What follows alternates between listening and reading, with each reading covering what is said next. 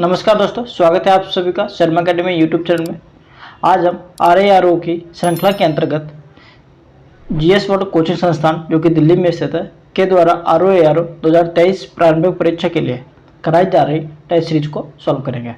तो फ्रेंड्स, इस वीडियो को शुरू से लेकर के अंत तक जरूर देखिएगा। और हाँ फ्रेंड्स, अगर आपने अभी तक हमारे चैनल को लाइक, शेयर और सब्सक्राइब नहीं किया है तो कर लीजिए, और साथ ही बेल आइकन भी प्रेस कर लीजिए, जिससे कि इसी तरह के वीडियो आपको सबसे पहले मिल सके। और अगर आप GS बोर्ड कोचिंग संस्थान से संपर्क करना चाहते हैं तो उसका एड्रेस और कॉन्टैक्ट नंबर आपको इस वीडियो के डिस्क्रिप्शन बॉक्स में मिल जाएगा। आज के इस वीडियो में हम लोग टेस्ट नंबर 4 इकोनॉमी यानी कि अर्थव्यवस्था का टेस्ट है, और इसमें करंट अफेयर के भी कुछ क्वेश्चन शामिल हैं को सॉल्व करने वाले हैं। तो चलिए फ्रेंड्स, हम देर न करते हुए शुरू करते हैं अपना क्वेश्चन पेपर। ओके, और हाँ फ्रेंड्स, इस वीडियो को ज़्यादा से ज़्यादा लोगों तक शेयर करिए, और जिससे कि उन लोगों को भी इस चीज़ का फ़ायदा मिल सके और हमारा भी थोड़ा सा मोटिवेशन बना रहे। ओके, तो चलिए हम स्टार्ट करते हैं। आज का हमारा पहला क्वेश्चन, निम्नलिखित में से कौन सी भारतीय अर्थव्यवस्था की विशेषताएँ हैं? ठीक है, तो इसमें जो जो विशेषताएँ हैं देखते हैं। जैसे कृषि की प्रधानता है, वृहद बेरोजगारी भी है, उद्योगों की प्रधानता, तो हमारे यहाँ पर उद्योगों की प्रधानता नहीं है बल्कि उद्योगों में कमी है, और न्यून प्रति व्यक्ति आय, तो ये भी है। यानी कि हमारा जो ऑप्शन होगा सही हो जाएगा ऑप्शन नंबर 1, 2 और 4, यानी कि ऑप्शन नंबर हमारा सी सही होगा। ओके, आगे चलते हैं। हम लोगों को हमारा अगला क्वेश्चन है, क्वेश्चन नंबर हमारा सेकेंड है। आप भारत में आर्थिक उदारीकरण शुरू हुआ कब हुआ? ऑप्शन ए, कर दरों में महत्वपूर्ण कटौती के साथ। ऑप्शन बी, भारतीय रुपए की परिवर्तनीयता के साथ। ऑप्शन सी, औद्योगिक लाइसेंस नीति में वास्तविक बदलाव के साथ। और ऑप्शन डी, प्रत्यक्ष विदेशी पूंजी निवेश में कार्य विधिक औपचारिकता दूर करने के साथ। तो फिर हमारा जो आर्थिक उदारीकरण है वह 1919 में नरसिम्हा राव की सरकार के पश्चात अपनाया गया था। 1991 में, सॉरी, ना कि 1919 में। ओके, और नई आर्थिक नीति के तहत उदारीकरण का प्रारंभ जो है 24 जुलाई 1991 को हुआ था।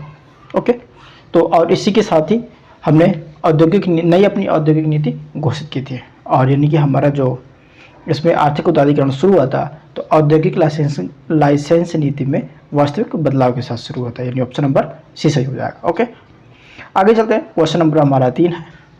भारत में राष्ट्रीय आय की गणना निम्नलिखित में से किसके द्वारा की जाती है? ऑप्शन ए, वित्त आयोग के द्वारा। ऑप्शन बी, वित्त मंत्रालय द्वारा। ऑप्शन सी, वाणिज्य मंत्रालय द्वारा। ऑप्शन डी, केंद्रीय सांख्यिकी संगठन के द्वारा। तो फ्रेंड्स, इसका जो सही आंसर है वह है ऑप्शन नंबर डी, केंद्रीय सांख्यिकी संगठन के द्वारा। इसको हम CSO भी बोलते हैं। ओके, यानी कि भारत में राष्ट्रीय आय की गणना CSO के द्वारा की जाती है।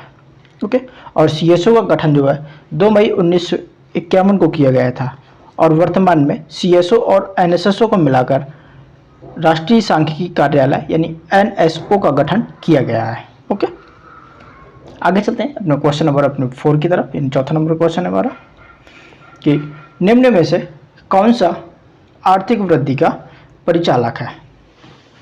ऑप्शन ए, एक वित्तीय वर्ष के दौरान स्थिर कीमतों पर राष्ट्रीय आय में वृद्धि। ऑप्शन बी, किसी अवधि में चालू कीमतों पर राष्ट्रीय आय में वृद्धि। ऑप्शन सी, वास्तविक प्रति व्यक्ति आय में सुस्थिर वृद्धि। ऑप्शन डी, जनसंख्या में वृद्धि के साथ राष्ट्रीय आय में वृद्धि। तो फ्रेंड्स, इसका जो सही आंसर है वह है ऑप्शन नंबर सी, यानी कि वास्तविक प्रति व्यक्ति आय में सुस्थिर वृद्धि आर्थिक वृद्धि का परिचालक है। ओके, और आर्थिक समृद्धि से जो अभिप्राय है वह किसी समयावधि में किसी अर्थव्यवस्था में होने वाली वास्तविक आय की वृद्धि से है। सामान्यतः यदि सकल राष्ट्रीय उत्पाद, सकल घरेलू उत्पाद तथा प्रति व्यक्ति आय में वृद्धि हो रही है तो हम कह देते हैं कि आर्थिक समृद्धि हो रही है। परंतु आर्थिक समृद्धि की माप के लिए प्रति व्यक्ति आय ही सबसे उपयुक्त माना जाता है। ओके, आगे चलते हैं। क्वेश्चन नंबर हमारा 5 है कि नीचे 2 कथन दिए गए हैं और जिसमें एक कथन है दूसरा कारण है। ओके, कथन है हमारा कि सतत विकास मानव समाज के कल्याण हेतु महत्वपूर्ण है। तो फ्रेंड्स ये तो सही है लग रहा है हमें। और सेकेंड है, कारण है उसका सतत विकास से अभिप्राय ऐसे विकास से है जिसमें उपलब्ध संसाधनों का उपयोग कर अन्य व्यक्तियों की आवश्यकताओं को ध्यान में रखकर किया जाता है। तो फ्रेंड्स यहाँ पर अगर देखें तो हमारा ऑप्शन नंबर यानी कि हमारा कारण गलत है। कथन तो सही है, कारण गलत है। क्यों सही है और क्यों गलत है बताएं। तो world commission on environment and development द्वारा वर्ष 1987 में प्रकाशित आवर कॉमन फ्यूचर जिसे बर्टलैंड रिपोर्ट के नाम से भी जाना जाता है के अनुसार जो सतत विकास है, तो सतत विकास से अभिप्राय ऐसे विकास से है जो भावी पीढ़ियों की जरूरतें पूरी करने की योग्यता को प्रभावित किए बिना वर्तमान की आवश्यकता की पूर्ति करे। ओके, यानी कि हमारा सतत विकास की जो परिभाषा दी गई यहाँ पर यह गलत है, इसलिए हमारा जो ऑप्शन सही होगा जिसमें ए सही होगा आर गलत होगा। तो देखते हैं किस में दिया है, यानी कि हमारा ऑप्शन नंबर सी में दिया है। ओके, ए सही परंतु आर गलत है। आगे चलते हैं, क्वेश्चन नंबर हमारा 6 है, समावेशी समृद्धि के लिए आवश्यक है, यानी क्या आवश्यक है। ऑप्शन ए अधोसंरचनात्मक सुविधाओं का विकास, ऑप्शन बी कृषि का पुनरुद्धार, ऑप्शन सी शिक्षा एवं स्वास्थ्य जैसी सामाजिक सेवाओं की आधिकारिक उपलब्धता, ऑप्शन डी उपरोक्त सभी। तो फ्रेंड्स उसका जो सही आंसर होगा वह है ऑप्शन नंबर डी, इन समावेशी समृद्धि के लिए ये सभी आवश्यक है। ओके, और जो समावेशी विकास या समृद्धि से जो मतलब होता है वह क्या होता है, समाज के सभी वर्गों तक संसाधनों और सुविधाओं की पहुंच होती है। ओके, इसमें बुनियादी सुविधाओं में सुधार के साथ शिक्षा, स्वास्थ्य और रोजगार के बेहतर अवसरों की उपलब्धता भी परिलक्षित होती है। ओके, आगे चलते हैं, क्वेश्चन नंबर हमारा 7 है, निम्नलिखित में से कौन सा भारत में भूमि सुधार का हिस्सा नहीं है। ऑप्शन ए जमींदारी प्रथा का उन्मूलन, तो फ्रेंड्स ये तो है भूमि सुधार के लिए। सेकेंड है भूमि जोतों की अधिकतम सीमा का निर्धारण, तो यह भी है। ऑप्शन सी काश्तकारी सुधार, तो फ्रेंड्स ये भी है। और ऑप्शन डी बहुफसली योजना, तो फ्रेंड्स बहुफसली योजना जो है ये भूमि सुधार का हिस्सा नहीं है। ओके फ्रेंड्स, आगे चलते हैं, क्वेश्चन नंबर हमारा 8 है, यानी 8वां है कि राष्ट्रीय विकास परिषद का गठन किस तिथि को हुआ था। देखते हैं, ऑप्शन ए 16 अगस्त 1952 को, ऑप्शन बी 6 अगस्त 1952 को, ऑप्शन सी 4 अप्रैल 1951 और ऑप्शन डी 16 अगस्त 1950। तो इसका जो सही आंसर है वह है ऑप्शन नंबर बी 6 अगस्त 1952 को क्या हुआ था कि 6 अगस्त 1952 को राष्ट्रीय विकास परिषद का गठन किया गया था। ओके, और यह एक संविधानेतर निकाय है जिसका अध्यक्ष प्रधानमंत्री होता है। ओके फ्रेंड्स, आगे चलते हैं, क्वेश्चन नंबर हमारा 9 है, हम 9 की तरफ बढ़ते हैं अपना। क्वेश्चन नंबर 9 है हमारा, 1944 में गांधीवादी योजना को प्रतिपादित किया था, यानी किसने किया था ये बताना हमें। ओके, चलिए देखते हैं किसने प्रतिपादित किया था। तो इसमें ऑप्शन है, ऑप्शन ए श्रीमन नारायण ने, ऑप्शन बी एन.आर. सरकार ने, ऑप्शन सी जयप्रकाश नारायण ने और ऑप्शन डी कस्तूरी बाई ने। तो फ्रेंड्स इसका जो सही आंसर है वह है ऑप्शन नंबर ए श्रीमन नारायण ने, यानी 1944 में प्रसिद्ध गांधीवादी अर्थशास्त्री श्रीमन नारायण अग्रवाल द्वारा भारत के आर्थिक नियोजन हेतु एक योजना प्रस्तुत की गई जिसे गांधीवादी योजना के नाम से जाना जाता है। इस योजना में स्वावलंबी गांवों के साथ साथ विकेंद्रीकृत आर्थिक संरचना की स्थापना की संकल्पना की गई थी। ओके, आगे चलते हैं, क्वेश्चन नंबर हमारा 10 है कि किस पंचवर्षीय योजना के अंतर्गत समाज के समाजवादी ढांचे की स्थापना का संकल्प लिया गया था। ऑप्शन ए प्रथम पंचवर्षीय योजना, ऑप्शन बी तृतीय पंचवर्षीय योजना, ऑप्शन सी द्वितीय पंचवर्षीय योजना, ऑप्शन डी छठी पंचवर्षीय योजना। तो फ्रेंड्स इसका जो सही आंसर है वह है ऑप्शन नंबर सी द्वितीय पंचवर्षीय योजना, यानी कि भारत में द्वितीय पंचवर्षीय योजना 1 अप्रैल 1956 से 31 मार्च 1961 तक चली। ये योजना प्रोफेसर पीसी महालनोबिस के मॉडल पर आधारित थी। इस योजना का जो मूलभूत उद्देश्य था देश में औद्योगिकरण की प्रक्रिया प्रारंभ करना था। ओके, और इसी के अंतर्गत समाज की समाजवादी ढांचे की स्थापना का संकल्प भी लिया गया था। आगे चलते हैं, क्वेश्चन नंबर हमारा 11 है कि योजना अवकाश का संबंध किस अवधि से है। ऑप्शन ए 1962 से 65, ऑप्शन बी 1966 से 69, ऑप्शन सी 1972 से 70 से 72 और ऑप्शन डी 2005 से 7। तो फ्रेंड्स इसका जो सही आंसर है वह है ऑप्शन नंबर बी 1966 से 69 के बीच में। यानी कि तृतीय पंचवर्षीय योजना की समाप्ति 31 मार्च 1966 को हुई और चौथी पंचवर्षीय योजना 1 अप्रैल 1969 से प्रारंभ हुई।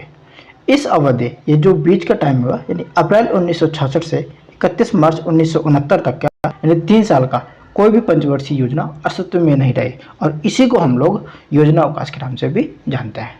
ओके, आगे चलते हैं, क्वेश्चन नंबर हमारा 12 है कि सूची 1 को सूची 2 से सुमेलित कीजिए तथा नीचे दिए गए कोड की सहायता से सही उत्तर चुनना। ओके, तो सूची 1 है और ये सूची 2 है, हम इसको सुमेलित करना है। जैसे बात है, ये एक तरफ ये मुद्राएं हैं और ये क्या है, देश है। जैसे बाहत मुद्रा है ये कहाँ की है, तो ये थाईलैंड की है और जो रिंग रेट है ये मलेशिया की है और रुपया जो है ये इंडोनेशिया की है और वान जो है ये दक्षिण कोरिया की है।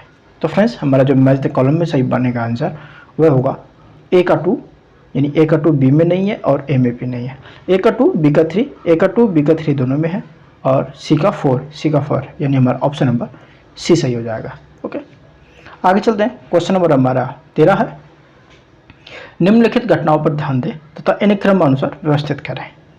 ओके, हरित क्रांति का प्रारंभ जो है तो फ्रेंड्स यह हुआ था 1966 से 1966 या 67 से। ओके, 14 बैंक को जो राष्ट्रीयकरण किया गया था यह किया गया था 19 जुलाई 1969 को। ओके, ये 1969 में किया गया था और गरीबी हटाओ का जो नारा था ये इंदिरा गांधी द्वारा 1971 में दिया गया था। गरीबी हटाओ का नारा 1971 में दिया गया था और 20 सूत्री कार्यक्रम है फ्रेंड्स ये चलाए गए थे वर्ष 1975 से। ओके, अब इसको हम मैच द कॉलम में देखें तो ऑलरेडी ये सभी के सभी मैच द कॉलम में है, क्योंकि सबसे पहले हरित क्रांति 66-67 और फिर बैंकों का राष्ट्रीयकरण 69 में और गरीबी हटाओ 71 में और 20 सूत्री कार्यक्रम 75 में। यानी कि जो हमारा सही आंसर बनेगा वह बनेगा 1, 2, 3, 4 यानी ऑप्शन नंबर ए सही हो जाएगा। आगे चलते हैं, क्वेश्चन नंबर हमारा 13 है, 13 हो गए, 14 है। योजना के कोर सेक्टर का तात्पर्य है। ऑप्शन ए सेवा क्षेत्र से, ऑप्शन बी रक्षा एवं सुरक्षा से, ऑप्शन सी चयनित आधारभूत उद्योग से, ऑप्शन डी लोहा एवं इस्पात उद्योग से। तो फ्रेंड्स इसका जो सही आंसर है वह है ऑप्शन नंबर सी, यानी योजना के कोर सेक्टर का जो तात्पर्य है वह चयनित आधारभूत उद्योग से है। ओके, और ये जो कोर सेक्टर है ना, ऐसे उद्योग होते हैं जो अर्थव्यवस्था के दीर्घकालिक आर्थिक विकास की दृष्टि से महत्व रखते हैं। ओके, और कोर सेक्टर की श्रेणी में 8 आधारभूत उद्योग शामिल हैं, जैसे कि इस्पात, सीमेंट, उर्वरक, खनिज तेल, कोयला, प्राकृतिक गैस, रिफाइनरी उत्पाद और विद्युत। ओके, आगे चलते हैं, क्वेश्चन नंबर हमारा 15 है। निम्नलिखित में से कौन सा एक भारतीय रिजर्व बैंक का कार्य नहीं है। ऑप्शन ए साख नियंत्रण, ऑप्शन बी विदेशी विनिमय कोषों की रखवाली एवं प्रबंधन, ऑप्शन सी मौद्रिक नीति का निर्माण, ऑप्शन डी विदेशी व्यापार का नियमन। तो फ्रेंड्स इसका जो कार्य नहीं है रिजर्व बैंक का वह है ऑप्शन नंबर डी, यानी कि ऑप्शन नंबर डी विदेशी व्यापार का नियमन जो है ये इसका कार्य नहीं है। ओके, जबकि इसके जो हम कार्य की बात करें आरबीआई के यानी भारतीय रिजर्व बैंक के तो वह है साख का नियंत्रण करना, मौद्रिक नीति का निर्माण करना और विदेशी विनिमय कोषों की रखवाली व प्रबंधन करना और देश के विदेशी विनिमय कोष की रखवाली करना इत्यादि है। ओके, और विदेशी व्यापार का जो नियमन है ना ये वाणिज्य मंत्रालय के द्वारा किया जाता है। ओके फ्रेंड्स, आगे चलते हैं, क्वेश्चन नंबर हमारा 16 है कि खुले बाजार की कार्रवाइयाँ समाहित होती हैं किसमें। ऑप्शन ए श्रम नीति नियंत्रण में, ऑप्शन बी साख नियंत्रण की परिमाणात्मक विधियों में, ऑप्शन सी राजकोषीय नीति नियंत्रण में, ऑप्शन डी साख नियंत्रण की गुणात्मक विधियों में। तो फ्रेंड्स इसका जो सही आंसर है वह है ऑप्शन नंबर बी, शाख नियंत्रण की परिमाणात्मक विधियों में, यानी खुले बाजार की जो नीतियाँ लागू होती है। ओके, और अगर हम इसके बात करें कि शाख नियंत्रण की नीति के लिए आरबीआई द्वारा मौद्रिक नीति में शाख नियंत्रण के लिए दो विधियां अपनाई जाती हैं। कौन कौन सी? एक तो पहले परिमाणात्मक शाख नियंत्रण विधि होती है और दूसरी होती है गुणात्मक शाख नियंत्रण विधि होती है। तो जो अगर परिमाणात्मक शाख नियंत्रण की विधि के बारे में बात करें तो उसके अंतर्गत आता है बैंक दर, सीमांत स्थायी सुविधा दर, खुली बाजार की प्रक्रिया और तरलता समायोजन सुविधा, जिसे हम रेपो रेट और रिवर्स रेपो रेट भी कहते हैं, और परिवर्तन कोष अनुपात, जिसे हम CRR या नगद आरक्षित अनुपात भी कहते हैं, सामुदायिक तरलता अनुपात भी कहते हैं, ये शामिल होती हैं।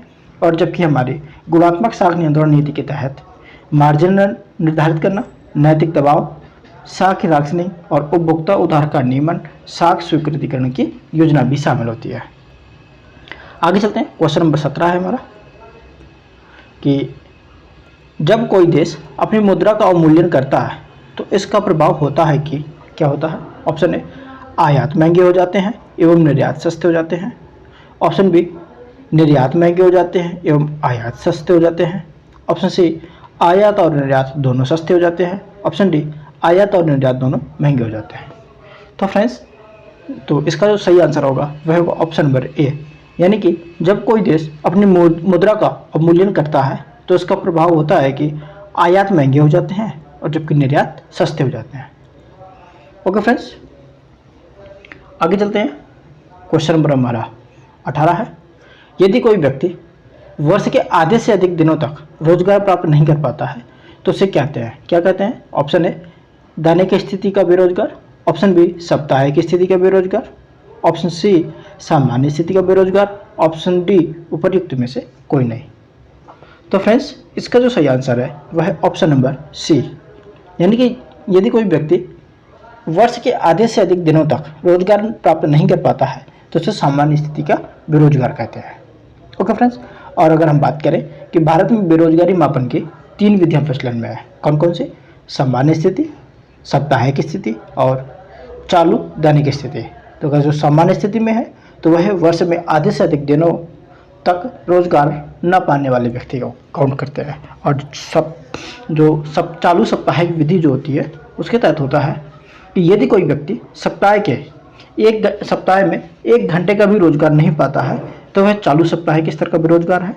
और चालू दैनिक स्थिति की बात करें तो यदि कोई व्यक्ति को किसी दिन, यानी यदि किसी व्यक्ति को किसी दिन विशेष में 1 घंटे का भी रोजगार ना मिले तो उसे चालू दैनिक स्थिति का बेरोजगार माना जाएगा। ओके फ्रेंड्स, आगे चलते हैं, क्वेश्चन नंबर हमारा 19 है कि भारत में सेवा कर किसकी सिफारिशों से लागू हुआ?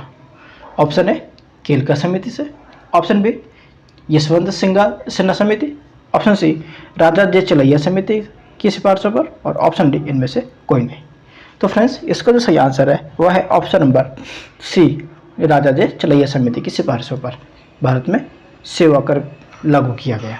ओके, और ये कब लागू किया गया था? तो कोई हम बात करें तो 1994-95 में लागू किया गया था। ओके, लेकिन वर्तमान समय में सेवा कर का वस्तु एवं सेवा कर यानी GST में विलय हो गया है। ओके, आगे चलते हैं, क्वेश्चन नंबर हमारा 20 है कि भुगतान बैंकों की स्थापना का सुझाव निम्नलिखित में से किस समिति द्वारा दिया गया? ऑप्शन ए, रंगराजन समिति। ऑप्शन बी, राकेश मोहन समिति। ऑप्शन सी, विमल जालान समिति। ऑप्शन डी, नचिकेत मोर समिति। तो फ्रेंड्स, इसका जो सही आंसर है वह है ऑप्शन नंबर डी, नचिकेत मोर समिति, यानी कि भुगतान बैंकों की स्थापना का जो सुझाव है ये नचिकेत मोर समिति द्वारा दिया गया था। ओके, और अगर हम बात करें कि इसका गठन कब हुआ था तो इस समिति का जो गठन है सितंबर 2013 में किया गया था और इसने अपनी रिपोर्ट 7 जनवरी 2014 को भारतीय रिजर्व बैंक को सौंपी थे। ओके फ्रेंड्स, आगे चलते हैं, और अगर हम बात करें कि नचिकेता मोर समिति का जो गठन है यह वित्तीय समावेशन को प्रोत्साहन करने के लिए की गई थी। आगे चलते हैं, क्वेश्चन नंबर हमारा 21 है कि वर्तमान में भारतीय रिजर्व बैंक के गवर्नर कौन है? Option A, Rajiv Kumar. Option B, Shaktikanta Das. Option C, Urjit Patel. Option D, इनमें से कोई नहीं। तो फ्रेंड्स इसका जो सही आंसर है वह है option number B, Shaktikanta Das ji है। ओके, यानी कि वर्तमान में आरबीआई के गवर्नर है जो वो शक्तिकांत दास हैं। इन्होंने 21 दिसंबर 2018 को आरबीआई के 25वें गवर्नर के रूप में पदभार ग्रहण किया है। ओके, आगे चलते हैं। क्वेश्चन नंबर हमारा 22 है, हम 22 की तरफ बढ़ते हैं। अपने क्वेश्चन नंबर 22 देखते हैं कि 22 में क्या है। तो क्वेश्चन नंबर 22 हमारा, नाबार्ड के संबंध में निम्नलिखित कथनों पर विचार किया जाए। ओके, और इसमें बताना है कौन से कथन सही है। चलिए देखते हैं। यानी कि नाबार्ड संसद के अधिनियम द्वारा वर्ष 1982 में स्थापित हुआ। तो फ्रेंड्स ये तो सही है, 1982 में स्थापित हुआ था। सेकेंड है, यह केवल कृषि संबंधी कार्यों हेतु साख सुविधा प्रदान करता है। तो फ्रेंड्स यह गलत है, ये केवल की वजह से यहाँ पर गलत हो गया, यानी कि हमारा सेकंड वाला गलत हो जाएगा। तो इसका जो सही आंसर होगा वह ऑप्शन नंबर ए, केवल एक। यानी कि अब हम बात करें कि नाबार्ड की स्थापना जो 12 जुलाई 1982 को हुई थी और इसका मुख्यालय जो है मुंबई में है। नाबार्ड ग्रामीण वित्त की शीर्षस्थ संस्था के रूप में अनेक वित्तीय संस्थाओं को पुनर्वित्त प्रदान करता है जो ग्रामीण क्षेत्रों में उत्पादक गतिविधियों को बढ़ावा देने के लिए ऋण देती हैं। ओके, आगे चलते हैं। क्वेश्चन नंबर हमारा अगला है, यानी 23 नंबर क्वेश्चन है, 23 नंबर का। तो देखते हैं। राष्ट्रीय ग्रामीण रोजगार गारंटी अधिनियम यानी नरेगा के विषय में कौन सा कथन असत्य है। ओके फ्रेंड्स, फरवरी 2006 से ओके देश के सभी जिलों में लागू किया गया कौन, नरेगा। तो फ्रेंड्स यह गलत है, क्योंकि फरवरी 2006 से सभी देश के सभी जिलों में नहीं लागू किया गया था। इसको लागू किया गया था आंध्र प्रदेश के अनंतपुर ग्राम से लागू किया गया था। ओके, और जो सभी जिलों में जो लागू करने की बात कर रहा है, तो सभी जिलों में जो लागू हुआ था वह 2008 से लागू हुआ है, ना कि 2006 से। ओके, तो हमारा ये तो सत्य हो गया। अगला देखते हैं कि इससे ग्रामीण परिवारों की जीविकोपार्जन की सुरक्षा में वृद्धि हुई। तो ये तो सही है। सेकेंड है, नरेगा प्रत्येक ग्रामीण परिवार के एक सदस्य को वर्ष में 100 दिन के रोजगार की गारंटी देता है। तो ये तो सही है। और नेक्स्ट है, 2009 में नरेगा का नाम बदलकर मनरेगा कर दिया गया। तो फ्रेंड्स ये भी सही है, यानी कि जिसमें जो रॉन्ग था वह है ऑप्शन नंबर हमारा ए रॉन्ग है, यानी हमारा जो सही आंसर होगा ऑप्शन नंबर ए हो जाएगा। आगे चलते हैं। क्वेश्चन नंबर हमारा 24 है। तो देखते हैं 24 में क्या है। ओके, तो 24 में है, राष्ट्रीय सामाजिक सहायता कार्यक्रम में गरीबी रेखा के नीचे के लिए निम्न में से कौन से कार्यक्रम सम्मिलित नहीं है, यानी कि जो सम्मिलित नहीं है वो बताना है। ओके, तो चलिए देखते हैं कौन कौन से सम्मिलित नहीं है। अन्नपूर्णा योजना, यह तो गरीबी रेखा के नीचे से के लिए सम्मिलित है, तो यह तो नहीं होगा। ओके, सेकेंड है कस्तूरबा विद्यालय योजना। तो फ्रेंड्स यह नहीं है। और इंदिरा गांधी राष्ट्रीय विधवा पेंशन योजना, तो यह भी सही है। और मध्याह्न योजना, तो यह सम्मिलित नहीं है गरीबी रेखा के नीचे राष्ट्रीय सामाजिक सहायता कार्यक्रम में, यानी कि हमारा जो सम्मिलित नहीं है वह है 2 और 4, यानी ऑप्शन नंबर बी सही हो जाएगा। ओके, अगर हम इसके एक्सप्लेन की बात करें कि राष्ट्रीय सामाजिक सहायता कार्यक्रम की शुरुआत जो है 15 अगस्त 1995 को हुई थी, और यह कार्यक्रम गरीब परिवारों में वृद्धावस्था जीविकोपार्जन करने वाले मुख्य सदस्य की मृत्यु तथा मातृत्व जैसी स्थितियों में लाभ के लिए सामाजिक सहायता की राष्ट्रीय नीति को प्रस्तुत करता है। ओके, और इसमें जो कार्यक्रम है वो 5 कार्यक्रम शामिल थे। कौन कौन से, तो बता दें कि अन्नपूर्णा योजना, राष्ट्रीय परिवार लाभ कार्यक्रम, इंदिरा गांधी निःशक्तता पेंशन योजना, और इंदिरा गांधी राष्ट्रीय विधवा पेंशन योजना, और इंदिरा गांधी वृद्धा पेंशन योजना। ओके फ्रेंड्स, आगे चलते हैं। क्वेश्चन अगर हम बात करें मध्याह्न भोजन योजना की, तो इसकी जो शुरुआत है 15 अगस्त 1995 को प्राथमिक एवं पूर्व प्राथमिक विद्यालयों के छात्रों के दोपहर के भोजन मुफ्त प्रदान करने के लिए की गई थी। और जो कस्तूरबा गांधी बालिका विद्यालय योजना की शुरुआत जो है 2004 में अनुसूचित जाति, अनुसूचित जनजाति व पिछड़े वर्ग की बालिकाओं और ग्रामीण क्षेत्रों के लिए आवासीय उच्च प्राथमिक विद्यालय के लिए किया गया था। ओके, आगे चलते हैं। क्वेश्चन नंबर हमारा 25 है कि स्वाधार योजना संबंधित है, किससे संबंधित है। ऑप्शन ए बच्चों एवं गर्भवती महिलाओं के प्रतिरक्षण से, ऑप्शन बी पुरुषों हेतु स्वरोजगार से, ऑप्शन सी कठिन परिस्थितियों में महिलाओं के लिए, ऑप्शन डी उपर्युक्त में से कोई नहीं।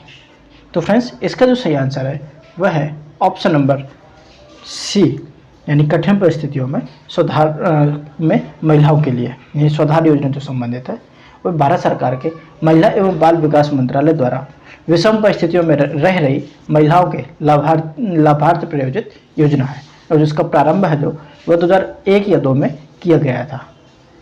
ओके फ्रेंड्स, आगे चलते हैं। अगला क्वेश्चन है, क्वेश्चन नंबर हमारा 26 है। निम्नलिखित में से कौन माल के आयात हेतु विदेशी विनिमय की स्वीकृति देता है? ऑप्शन ए वाणिज्य मंत्रालय, ऑप्शन बी वित्त मंत्रालय, ऑप्शन सी भारतीय reserve bank, option D ICICI bank. तो फ्रेंड्स इसका जो सही आंसर है वह है ऑप्शन नंबर ए भारतीय रिजर्व बैंक, यानी कि भारतीय रिजर्व बैंक माल के आयात हेतु विदेशी विनिमय की स्वीकृति देता है। ओके फ्रेंड्स, आगे चलते हैं। क्वेश्चन नंबर हमारा 27 है। हम देखते हैं 27 में क्या है। राष्ट्रीय खाद्य सुरक्षा अधिनियम के क्रियान्वयन एवं प्रगति की स्थिति दर्शाने के लिए NFSA के लिए राज्य रैंकिंग सूचकांक जुलाई 2022 में वाणिज्य एवं उद्योग मंत्री पीयूष गोयल ने जारी किया। इस संदर्भ में निम्नलिखित कथनों पर विचार किया जाए। कथन है, यह सूचकांक 3 स्तंभों पर बनाया गया है। तो फ्रेंड्स ये तो सही है कि यह सूचकांक है ये 3 स्तंभों पर बनाया गया है। ओके, यानी कौन कौन से स्तंभ अगर हम यहीं पर बात करें तो इसमें है NFSA कवरेज, लक्ष्यीकरण व अधिनियम के प्रावधान है, और सेकेंड है डिलीवरी प्लेटफॉर्म है, तीसरा है पोषण संबंधी पहल है। ओके, आगे चलते हैं। अगला स्टेटमेंट है जो अगला हमारा स्टेटमेंट है वह है सामान्य हिमालय एवं केंद्र शासित क्षेत्रों को अलग अलग श्रेणी में बांटा गया है। तो फ्रेंड्स ये भी हमारा सही है कि बिल्कुल बांटा गया है। सेकेंड है सामान्य श्रेणी के राज्यों में पहला स्थान उड़ीसा का तथा दूसरा स्थान गुजरात का है। तो फ्रेंड्स यह गलत है, क्योंकि सामान्य श्रेणी के राज्यों में उड़ीसा, उत्तर प्रदेश, आंध्र प्रदेश को ये स्थान मिला हुआ, यानी कि उड़ीसा पहले स्थान पर है और उत्तर प्रदेश हमारा दूसरे स्थान पर है। तो पहले स्थान पर यहाँ पर उड़ीसा दिया हुआ ये तो सही है, लेकिन दूसरे स्थान पर गुजरात नहीं है, दूसरे स्थान पर यूपी है। ओके, नेक्स्ट है हमारा, यानी कि गलत हो जाएगा। अगला है सामान्य श्रेणी में आंध्र प्रदेश का तीसरा व मध्य प्रदेश का छठा स्थान है। तो फ्रेंड्स यह बिल्कुल सही है हमारा कि यह सही है, सही दिया हुआ। तो इसका जो सही आंसर बनेगा वह बनेगा ऑप्शन नंबर ए सही हो जाएगा। ओके, अब हम आगे चलते हैं। हमारा अगला क्वेश्चन है, चलिए हम अगले क्वेश्चन की तरफ बढ़ते हैं। क्वेश्चन नंबर हमारा 28 है, सॉरी यहीं पर है 28 है।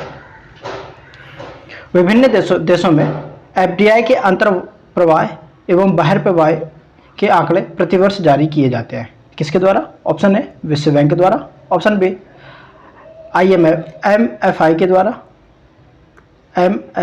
द्वारा, ऑप्शन सी अंकटाड के द्वारा, ऑप्शन डी विश्व आर्थिक मंच के द्वारा। तो फ्रेंड्स इसका जो सही आंसर है वह ऑप्शन नंबर सी अंकटाड के द्वारा, यानी कि अंकटाड द्वारा विभिन्न देशों में FDI के अंतर्वाह एवं बाहर प्रवाह के आंकड़े प्रतिवर्ष जारी किए जाते हैं। ओके, आगे चलते हैं। क्वेश्चन नंबर हमारा 29 है कि भारत की 11वीं कृषि संगणना का शुभारंभ केंद्रीय कृषि एवं किसान कल्याण मंत्री श्री नरेंद्र सिंह तोमर ने किस तारीख से किया? तो इसका जो ऑप्शन है, ऑप्शन ए 25 जून 2022 से, ऑप्शन बी 28 जुलाई 2022 से, ऑप्शन सी 15 जुलाई 2021 से, ऑप्शन डी 10 अगस्त 2022 से। तो फ्रेंड्स इसका जो सही आंसर है वह है ऑप्शन नंबर बी 28 जुलाई 2022 से। ओके, आगे चलते हैं। क्वेश्चन नंबर हमारा 29 हो गया। 30 को देखते हैं हमारा कि विद्युत उत्पादन के मामले में भारत का विश्व में स्थान है, यानी कौन सा स्थान है? ऑप्शन ए दूसरा, ऑप्शन बी तीसरा, ऑप्शन सी चौथा, ऑप्शन डी पांचवा। तो फ्रेंड्स इसका जो सही आंसर है वह है ऑप्शन नंबर बी तीसरा, यानी विद्युत उत्पादन करने के मामले में भारत का विश्व में तीसरा स्थान है। अगर हम पहले स्थान की बात करें तो पहले दो स्थानों में है, फर्स्ट में अमेरिका है और सेकंड में चीन है, उसके बाद तीसरे पर भारत का स्थान आता है। ओके, आगे चलते हैं। क्वेश्चन नंबर हमारा 31 है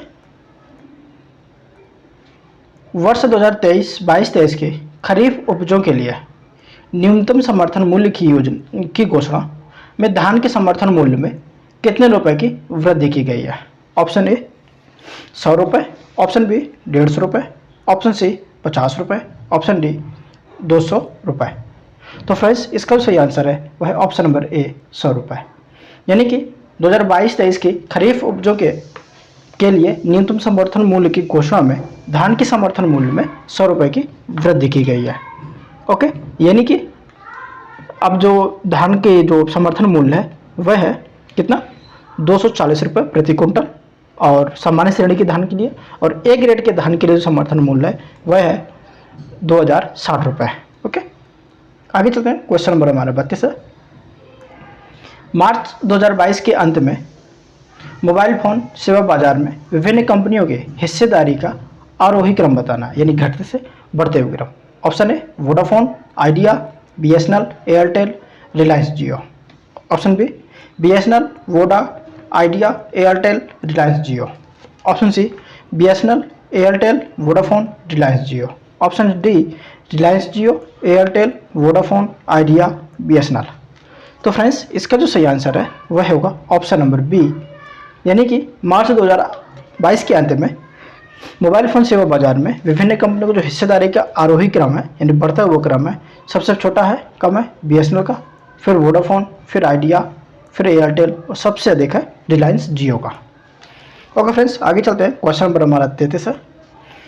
उपभोक्ता मूल्य सूचकांक यानी सीपीआई आधारित मुद्रा की दर के आंकड़े सांख्यिकी एवं कार्यक्रम कार्यान्वयन मंत्रालय द्वारा जारी किए जाते हैं। ऑप्शन ए प्रति माह, ऑप्शन बी प्रति 2 माह में, ऑप्शन सी तिमाही में, ऑप्शन डी 6 माही में।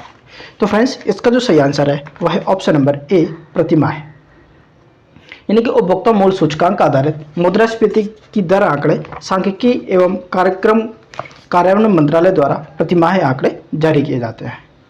आगे चलते हैं। क्वेश्चन नंबर हमारा 34 है। कृषि मंत्रालय के तीसरे अग्रिम अनुदान यानी मई 2022 से में 2021-22 में देश में कुल खाद्यान्न उत्पादन अनुमानित है। तो कितना अनुमानित है फ्रेंड्स? तो इसमें जो अनुमानित है वह 314.51 टन मीट्रिक टन सॉरी। आगे चलते हैं। क्वेश्चन नंबर हमारा 35 है। भारतीय रिजर्व बैंक के द्वारा 21-22 के लिए सरकार को कितना लाभांश हस्तांतरित किया गया? तो option A 40,500 crore, option B 30,307 crore, option C 50,000 crore, option D 45,000 crore. तो फ्रेंड्स इसका जो सही आंसर है वह ऑप्शन नंबर बी 30,307 करोड़। आगे चलते हैं। क्वेश्चन नंबर हमारा 36 है। पिराई सत्र 2022-23 के लिए गन्ने के लिए केंद्र सरकार द्वारा घोषित उचित एवं लाभकारी मूल्य है कितना है? ऑप्शन ए 300 रुपये, ऑप्शन बी 310 रुपये, ऑप्शन सी 305 रुपये, ऑप्शन डी 320 रुपये। तो फ्रेंड्स इसका जो सही आंसर है वह है ऑप्शन नंबर जो हमारा सी सही है 305 रुपये। ओके फ्रेंड्स आगे चलते हैं। क्वेश्चन नंबर हमारा 37 है। आर्थिक समीक्षा 2021-22 में कृषि एवं संबद्ध का सकल मूल्य वर्धन यानी GVA में योगदान अनुमानित है कितना अनुमानित है? Option A 20.5%, option B 16.5%, option C 18.8%, option D 28.2%। तो फ्रेंड्स इसका जो सही आंसर है वह है ऑप्शन नंबर सी 28.8%। और अगर हम इसी में उद्योग की बात करें तो उद्योग का जो योगदान है वह है 28.8%, और जबकि किसका कृषि एवं संबद्ध का जो है 18.8% है, और वहीं सेवाओं का जो है वह 53% है। आगे चलते हैं। क्वेश्चन नंबर हमारा 38 है कि 38 है। भारत द्वारा 2021 में किए गए कुल वस्तुगत निर्यातों में सर्वाधिक निर्यात किन दो देशों को किए गए? ऑप्शन ए अमेरिका व चीन, ऑप्शन बी चीन व UAE, ऑप्शन सी अमेरिका व UAE, ऑप्शन डी अमेरिका व सिंगापुर। तो फ्रेंड्स इसका जो सही आंसर है वह है ऑप्शन नंबर सी अमेरिका व UAE। यानी कि आर्थिक समीक्षा 2021-22 के अनुसार भारत के वस्तुगत निर्यातों के जो प्रमुख गंतव्य हैं वह हैं अमेरिका, UAE, चाइना ओके, आगे चलते हैं। क्वेश्चन नंबर हमारा 39 है, तो हम देखते हैं 39 में क्या है कि वित्तीय वर्ष 2022-23 में केंद्र सरकार के बजट में कुल प्रस्तावित खर्च है कितना है? ऑप्शन ए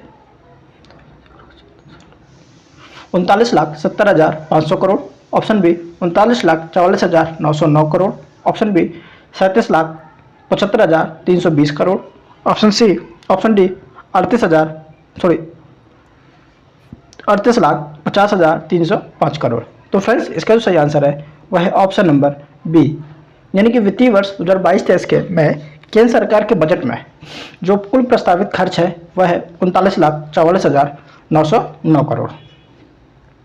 ओके फ्रेंड्स, आगे चलते हैं। क्वेश्चन नंबर हमारा 40 है कि केंद्र सरकार ने 2022-23 में के बजट में कितनी धनराशि सार्वजनिक उपक्रमों के विनिवेश से प्राप्त करने का लक्ष्य निर्धारित किया है? Option A 65,000 crore, option B 75,000 crore, option C 50,000 crore, option D 80,000 crore.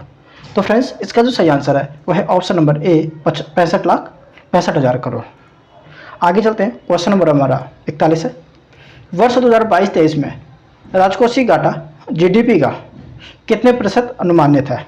Option A 6.8%, option B 6.4%, option C 5.3%, option D 6.9%।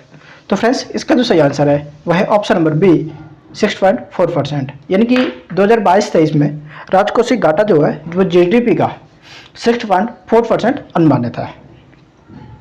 Okay, आगे चलते हैं। क्वेश्चन नंबर हमारा 42 है।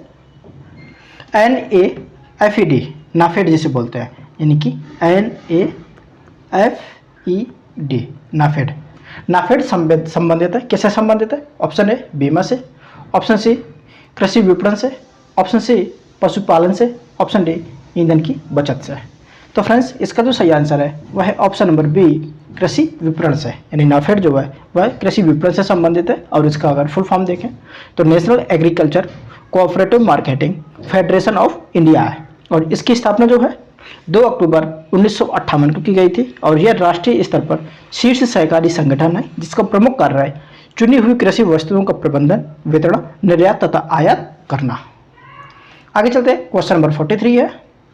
भारत में न्यूनतम समर्थन मूल्य का निर्धारण कौन करता है? ऑप्शन ए कृषि मूल्य आयोग, ऑप्शन बी कृषि मंत्रालय, ऑप्शन सी कृषि लागत एवं मूल्य आयोग, ऑप्शन डी वित्त आयोग। तो फ्रेंड्स इसका जो सही आंसर है वह है ऑप्शन नंबर सी कृषि लागत एवं मूल्य आयोग, यानी कि भारत में न्यूनतम समर्थन मूल्य का निर्धारण जो है कृषि लागत एवं मूल्य आयोग करती है। ओके, आगे चलते हैं। और जो अगर बात करें कि इसका मुख्यालय कहाँ है, तो इसका मुख्यालय नई दिल्ली में है। ओके, आगे चलते हैं। क्वेश्चन नंबर 44 है। प्रजनन तथा आर्थिक विकास के बीच संबंध प्रदर्शित करने वाली वक्र को कहते हैं, क्या कहते हैं? ऑप्शन ए कुजनेट्स वक्र, ऑप्शन बी लॉरेंज वक्र, ऑप्शन सी बेकर वक्र, ऑप्शन डी इनमें से कोई नहीं। तो फ्रेंड्स इसका जो सही आंसर है वह है ऑप्शन नंबर, हमारा जो सही है इसका वह ऑप्शन नंबर हमारा सी है, बेकर वक्र। यानी प्रजनन तथा आर्थिक विकास के बीच संबंध प्रदर्शित करने वाले वक्र को बेकर वक्र या बेकर प्रजनन वक्र कहते हैं। ओके फ्रेंड्स, और अगर हम देखें कि यह एक उल्टे यू आकार की तरह होती है, उल्टा यू यानी इस तरीके का होता है।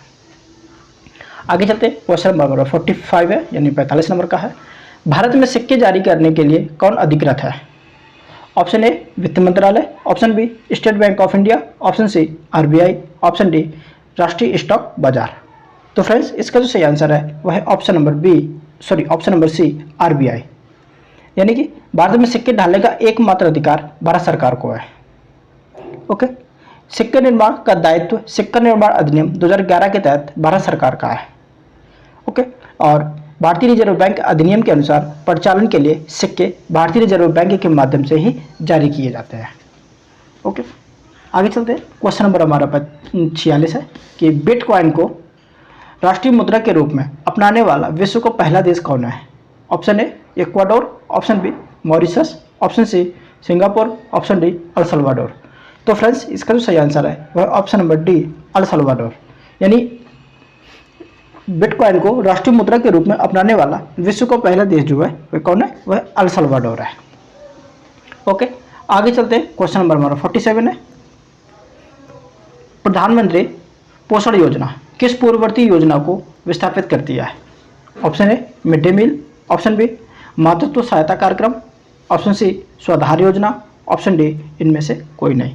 तो फ्रेंड्स, इसका जो सही आंसर है वह है option number A mid day meal योजना को, यानी प्रधानमंत्री पोषण योजना मिड डे मील योजना को विस्थापित करती है।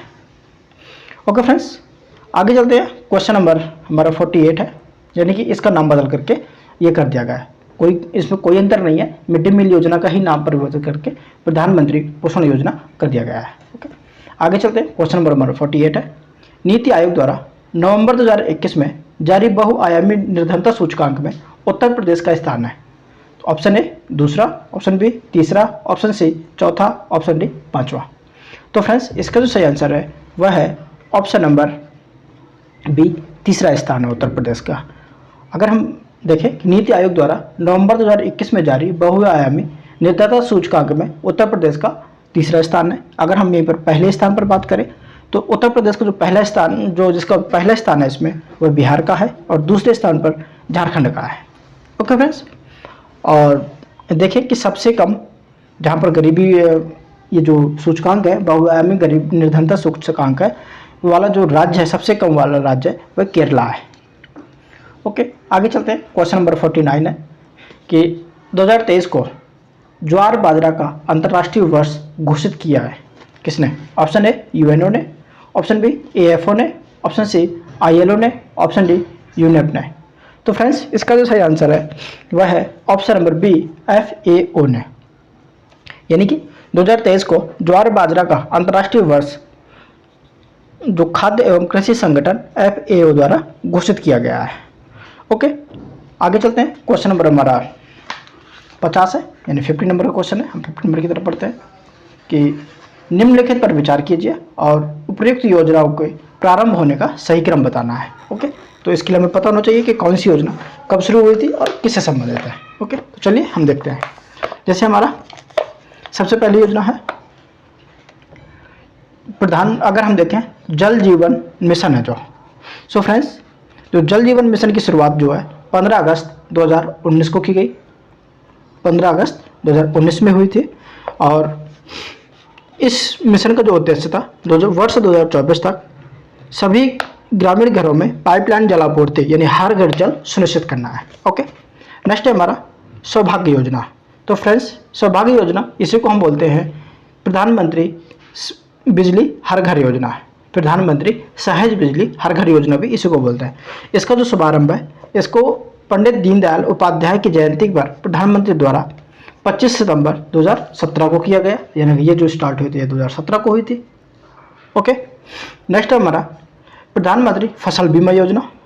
तो फ्रेंड्स, प्रधानमंत्री जो फसल बीमा योजना है इसकी शुरुआत 13 जनवरी 2016 को की गई थी। ओके, और कब से की गई थी? 15 जनवरी 2016 से खरीफ फसलों के समय की गई थी। और इसके अंतर्गत रबी, खरीफ, वाणिज्यिक एवं बागवानी फसलें शामिल हैं। और नेक्स्ट हमारा प्रधानमंत्री किसान सम्मान निधि। तो फ्रेंड्स, प्रधानमंत्री किसान सम्मान निधि की जो है इसकी औपचारिक जो शुरुआत है प्रधानमंत्री नरेंद्र मोदी द्वारा 24 फरवरी 2019 को गोरखपुर उत्तर प्रदेश से की गई, यानी कि इसको भी कब किया गया था? 24 फरवरी 2019, 24 फरवरी 2019 को किया गया था। और तो हम अगर कोड बनाएंगे, ये जल जीवन मिशन है, इसको 2019 में किया गया था, लेकिन उसको कब से किया गया था? 2019 में। कि जो जल जीवन मिशन की शुरुआत की गई थी तो वह की गई थी अगस्त में। कब? 15 अगस्त को, अगस्त में किया गया था। तो अब हम देखें कि सबसे पहले कौन होगा। तो पहले सबसे पहले आगे प्रधानमंत्री फसल बीमा योजना। क्यों? क्योंकि ये 2016 में शुरू हुई थी। तो सबसे पहले 3 आएगा, तो 3 तो इसमें बी और डी में है, ए और सी तो नहीं होगा। फिर उसके सेकंड नंबर पर आएगा हमारा जो फरवरी 2019 वाली है, यानी प्रधानमंत्री किसान सम्मान निधि। 3 के बाद 4, यानी इसका जो सही होगा आंसर होगा 3 के बाद 4, 4 के बाद 2, फिर उसके बाद 1। सॉरी यहाँ पर ये गलत हो गया। फरवरी के बाद में प्रधानमंत्री फसल बीमा योजना 2016 के बाद में 2017 वाली आएगी, कौन सी? सौभाग्य योजना। यानी ऑप्शन नंबर हमारा जो सही होगा वह होगा ऑप्शन नंबर हमारा बी सही होगा। 3, 2, 4 और 1। ओके, ऑप्शन नंबर बी सही हो जाएगा। आगे चलते हैं, क्वेश्चन नंबर हमारा 51 है। भारतीय खाद्य निगम की स्थापना कब हुई? ऑप्शन है 1 जनवरी 1995 को, ऑप्शन बी 15 अगस्त 1 जन ऑप्शन ए 1 जनवरी 1955 को, ऑप्शन बी 15 अगस्त 1965 को, ऑप्शन सी 1 जनवरी 1965 को, ऑप्शन सी 1 जनवरी 1960 को। तो फ्रेंड्स इसका जो सही आंसर है वह है ऑप्शन नंबर सी 1 जनवरी 1965 को हुई थी। किसकी? भारतीय खाद्य निगम की शुरुआत। और इसकी जो शुरुआत की गई थी तो अशोक मेहता समिति की सिफारिशों के आधार पर की गई थी। ओके, आगे चलते हैं, क्वेश्चन नंबर हमारा 52 है। तो निम्नलिखित में से कौन सा सुमेलित है? ऑप्शन ए, देखते हैं कौन सा सुमेलित है। ऑप्शन ए, जैसे मसाला बोर्ड है, मसाला बोर्ड का जो मुख्यालय है ये कोट्टम में नहीं है, ये कोच्चि केरल में है। ओके, यानी कोच्चि केरल में है।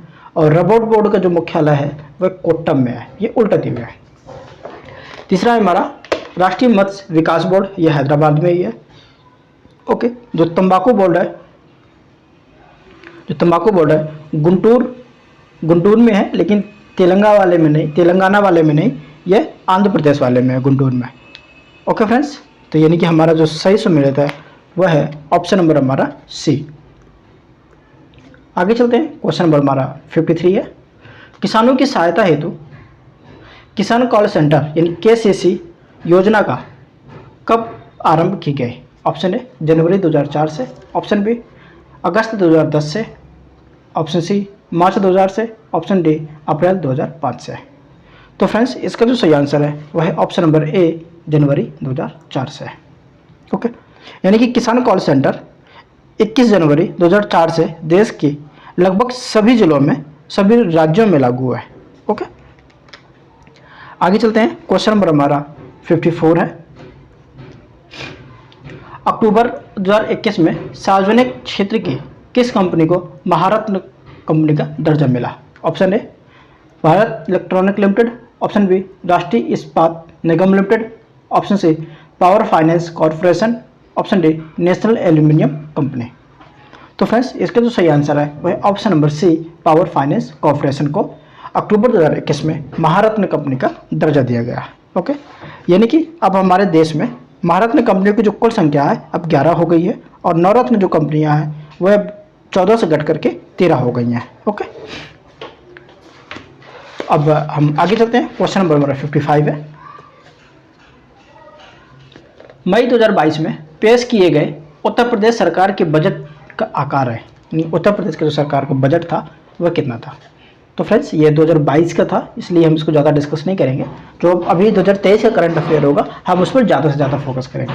तो 2022 का जो बजट था वह कितना था? अगर देखें तो वह था हमारा 2022 में पेश किए गए जो बजट था वह तो ऑप्शन नंबर सी, इसमें देखेंगे तो 6,15,518.58 करोड़ रुपए।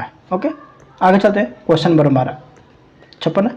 ग्लोबल हंगर इंडेक्स 2021 के बारे में निम्नलिखित कथनों में से कौन सा कथन असत्य है? ओके, असत्य कथन बताना है। तो फ्रेंड्स ऑप्शन ए, ये विकसित एवं विकासशील देशों में भुखमरी की स्थिति का आकलन करती है। तो फ्रेंड्स यही हमारा सबसे पहले तो हमारा यही गलत है, क्योंकि यह सूचकांक विकसित देशों के लिए नहीं है, सिर्फ विकासशील देशों के लिए ही है। तो पहले गलत हो गया। सेकेंड है 2021 में 116 देशों के लिए यह जारी किया गया, जिसमें भारत का 101वां स्थान है, यह सही है। ऑप्शन सी है सूचकांक का मान 0 से 100 के बीच होता है, सूचकांक जितना अधिक होगा भूख की स्थिति उतनी ही विकराल होगी, यह भी सही है। और ऑप्शन डी है, ऑप्शन डी में है इसमें कि सूचकांक के आकलन में 4 parameter under nutrition, child wasting, child stunting और चाइल्ड मोर्टेलिटी शामिल है, तो यह सही है। ओके, यानी कि इसका जो सही आंसर होगा वह ऑप्शन नंबर ए हो जाएगा।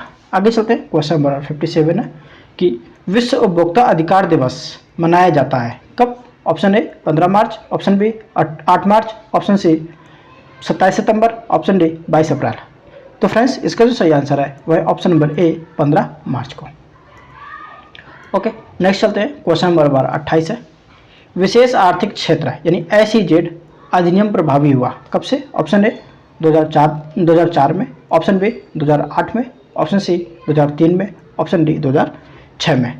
तो फ्रेंड्स इसका जो सही आंसर है वह है ऑप्शन नंबर डी 2006 में, यानी विशेष आर्थिक क्षेत्र अधिनियम जो है यानी ICZ जो कि 2006 में प्रभावी हुआ था। ओके, आगे चलते हैं। क्वेश्चन नंबर हमारा 59 है। चलिए हम 59 को देखते हैं। 59 हमारा, भारत में अल्पसंख्यकों के कल्याण हेतु प्रधानमंत्री द्वारा घोषित कार्यक्रम को कहा जाता है। ऑप्शन ए अंत्योदय कार्यक्रम, ऑप्शन बी प्रधानमंत्री रोजगार योजना, ऑप्शन सी 20 सूत्री कार्यक्रम, ऑप्शन डी 15 सूत्री कार्यक्रम। तो फ्रेंड्स इसका जो सही आंसर है वह ऑप्शन नंबर डी 15 सूत्री कार्यक्रम, यानी भारत में अल्पसंख्यकों के कल्याण हेतु प्रधानमंत्री द्वारा जो घोषित कार्यक्रम है उसको 15 सूत्री कार्यक्रम कहा जाता है। ओके, आगे चलते हैं। क्वेश्चन नंबर हमारा 60 है, हम 60 की तरफ बढ़ते हैं। राजकोषीय स्थिति एवं मौद्रिक नीति की सीमा मानी जाती है, क्या मानी जाती है? ऑप्शन ए करारोपण को, ऑप्शन बी वित्तीय विनियमन को, ऑप्शन सी सार्वजनिक ऋण को, ऑप्शन डी सार्वजनिक व्यय को।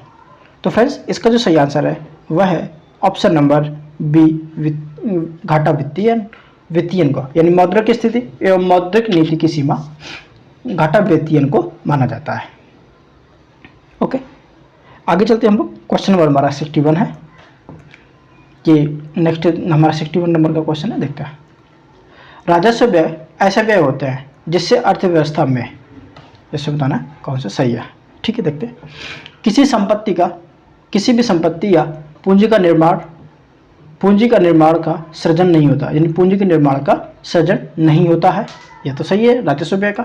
ओके, सेकंड है राज्य सरकारों को दिया जाने वाला अनुदान भी केंद्र के लिए किसी संपत्ति का सृजन नहीं करता, इसलिए वह राजस्व व्यय में शामिल होता है। तो फ्रेंड्स ये भी सही है, यानी किसके जो सही है ऑप्शन नंबर सी, दोनों ही सही हो जाएंगे। ओके, आगे चलते हैं। क्वेश्चन नंबर हमारा 62 है, यानी 62 नंबर का क्वेश्चन है। देखते हैं क्या है कि IMD के विश्व प्रतिस्पर्धा सूचकांक 2022 में भारत का कौन सा स्थान है? ऑप्शन ए 43वां, ऑप्शन बी 37वां, ऑप्शन सी 27वां, ऑप्शन डी 32वां।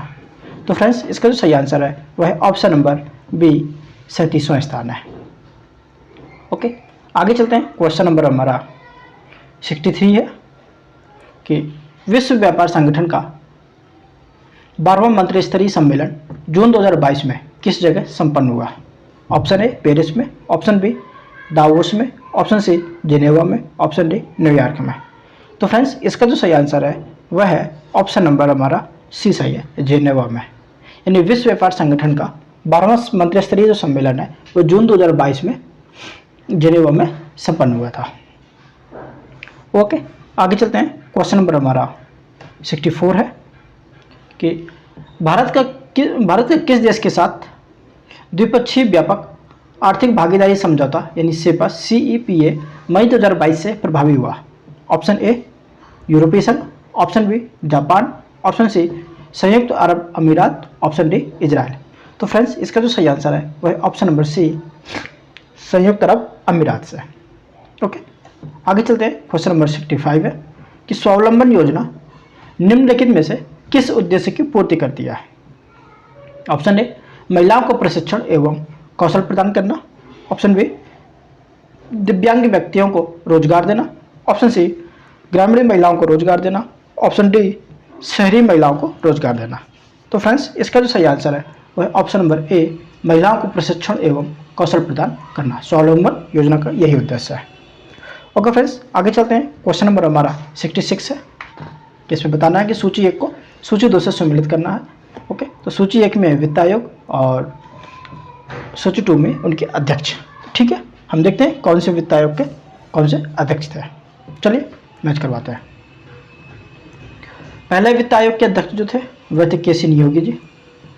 ओके, और 10वें वित्त आयोग के अध्यक्ष जो थे वह थे KC पंत जी थे। और अगर हम बात करें कि 12वें वित्त आयोग के अध्यक्ष कौन थे तो वह थे C रंगराजन थे। और 15वें वित्त आयोग के अध्यक्ष जो है NK सिंघा। ओके, यानी कि हमारा जो कॉलम बनेगा A का 2 B का 4, A का 2 B का 4, तो हमारा ऑप्शन नंबर यही सही हो जाएगा क्योंकि यहीं पर A का 2 B का 4 है। ओके, आगे चलते हैं। क्वेश्चन नंबर हमारा 67 है। निम्नलिखित कथनों में से कौन सा कथन असत्य है? ओके, यहाँ पर असत्य कथन की हमें पहचान करनी है। ओके, तो चलिए फ्रेंड्स हम असत्य कथनों की पहचान करते हैं। तो ऑप्शन ए में है सार्वजनिक उद्यमों में सरकार की अंशधारिता में कमी लाना विनिवेश कहलाता है। यह बिल्कुल सही है। नेक्स्ट है विनिवेश निजीकरण करने का माध्यम है। यह भी सही है। ऑप्शन सी में लाभ पर काम कर रही किसी सार्वजनिक उद्यम का विनिवेश नहीं होता है। यह भी सही है। और फोर्थ है भारत में विनिवेश का प्रयोग पहली बार 1995-96 में हुआ जब मनमोहन सिंह वित्त मंत्री थे। तो फ्रेंड्स यह गलत है, क्योंकि भारत में विनिवेश की शुरुआत सबसे पहले जो हुई थी वह हुई थी 1991 में, न कि 1995-96 में। ओके, हालांकि इस समय वित्त मंत्री डॉक्टर मनमोहन सिंह जी थे, इसलिए हमारा ये चौथा वाला गलत हो जाए। क्यों? सिर्फ ईयर की वजह से। ओके फ्रेंड्स, आगे चलते हैं। क्वेश्चन नंबर हमारा 68 है। 68 की तरफ पढ़ते हैं कि 68 में क्या है। चार स्टेटमेंट, तो उसको थोड़ा सा कम कर देते हैं।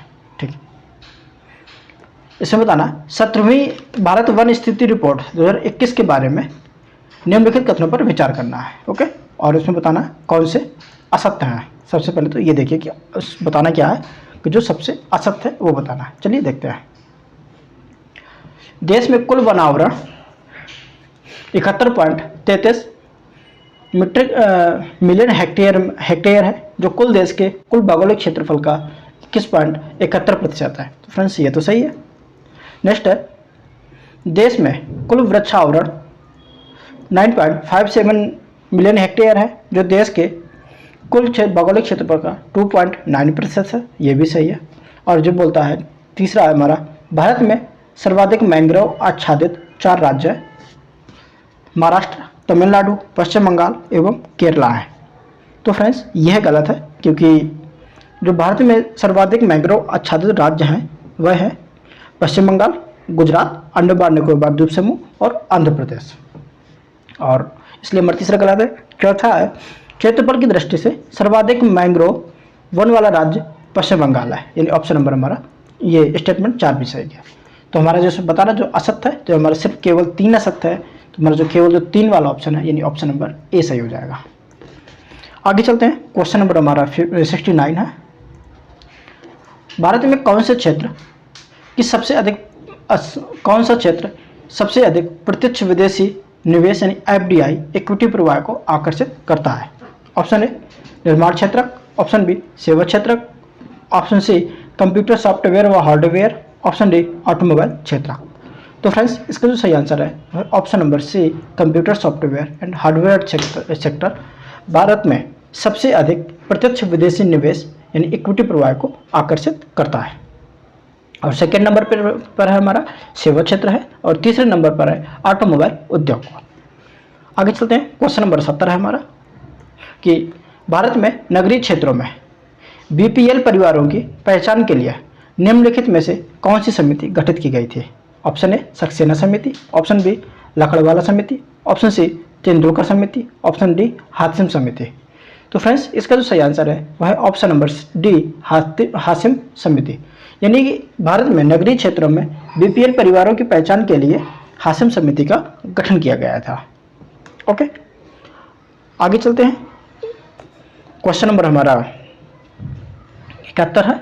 71 की तरफ बढ़ते हैं कि प्रच्छन्न बेरोजगारी का सामान्यतः अर्थ होता है कि ऑप्शन ए श्रमिक की सीमांत उत्पादकता एक होती है। तो फ्रेंड्स ये नहीं है, इसका अर्थ बताना है। ऑप्शन बी श्रमिक की सीमांत उत्पादकता शून्य होती है। ऑप्शन सी लोग बड़ी संख्या में बेरोजगार रहते हैं। ऑप्शन डी वैकल्पिक रोजगार उपलब्ध नहीं है। तो फ्रेंड्स इसका जो सही आंसर है वह है ऑप्शन नंबर बी, यानी कि प्रच्छन्न बेरोजगारी का जो सामान्यतः अर्थ होता है कि श्रमिक की सीमांत उत्पादकता शून्य होती है। आगे चलते हैं। क्वेश्चन नंबर हमारा 72 है। भारत के किस राज्य में ने मानव विकास प्रतिवेदनों का प्रकाशन सर्वप्रथम किया था।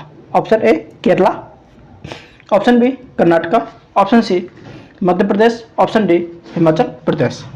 तो इसका जो सही आंसर है वह है ऑप्शन नंबर सी मध्य प्रदेश में, यानी कि राज्य स्तरीय मानव विकास रिपोर्ट जारी करने वाला भारत का जो पहला राज्य है वह मध्य प्रदेश है।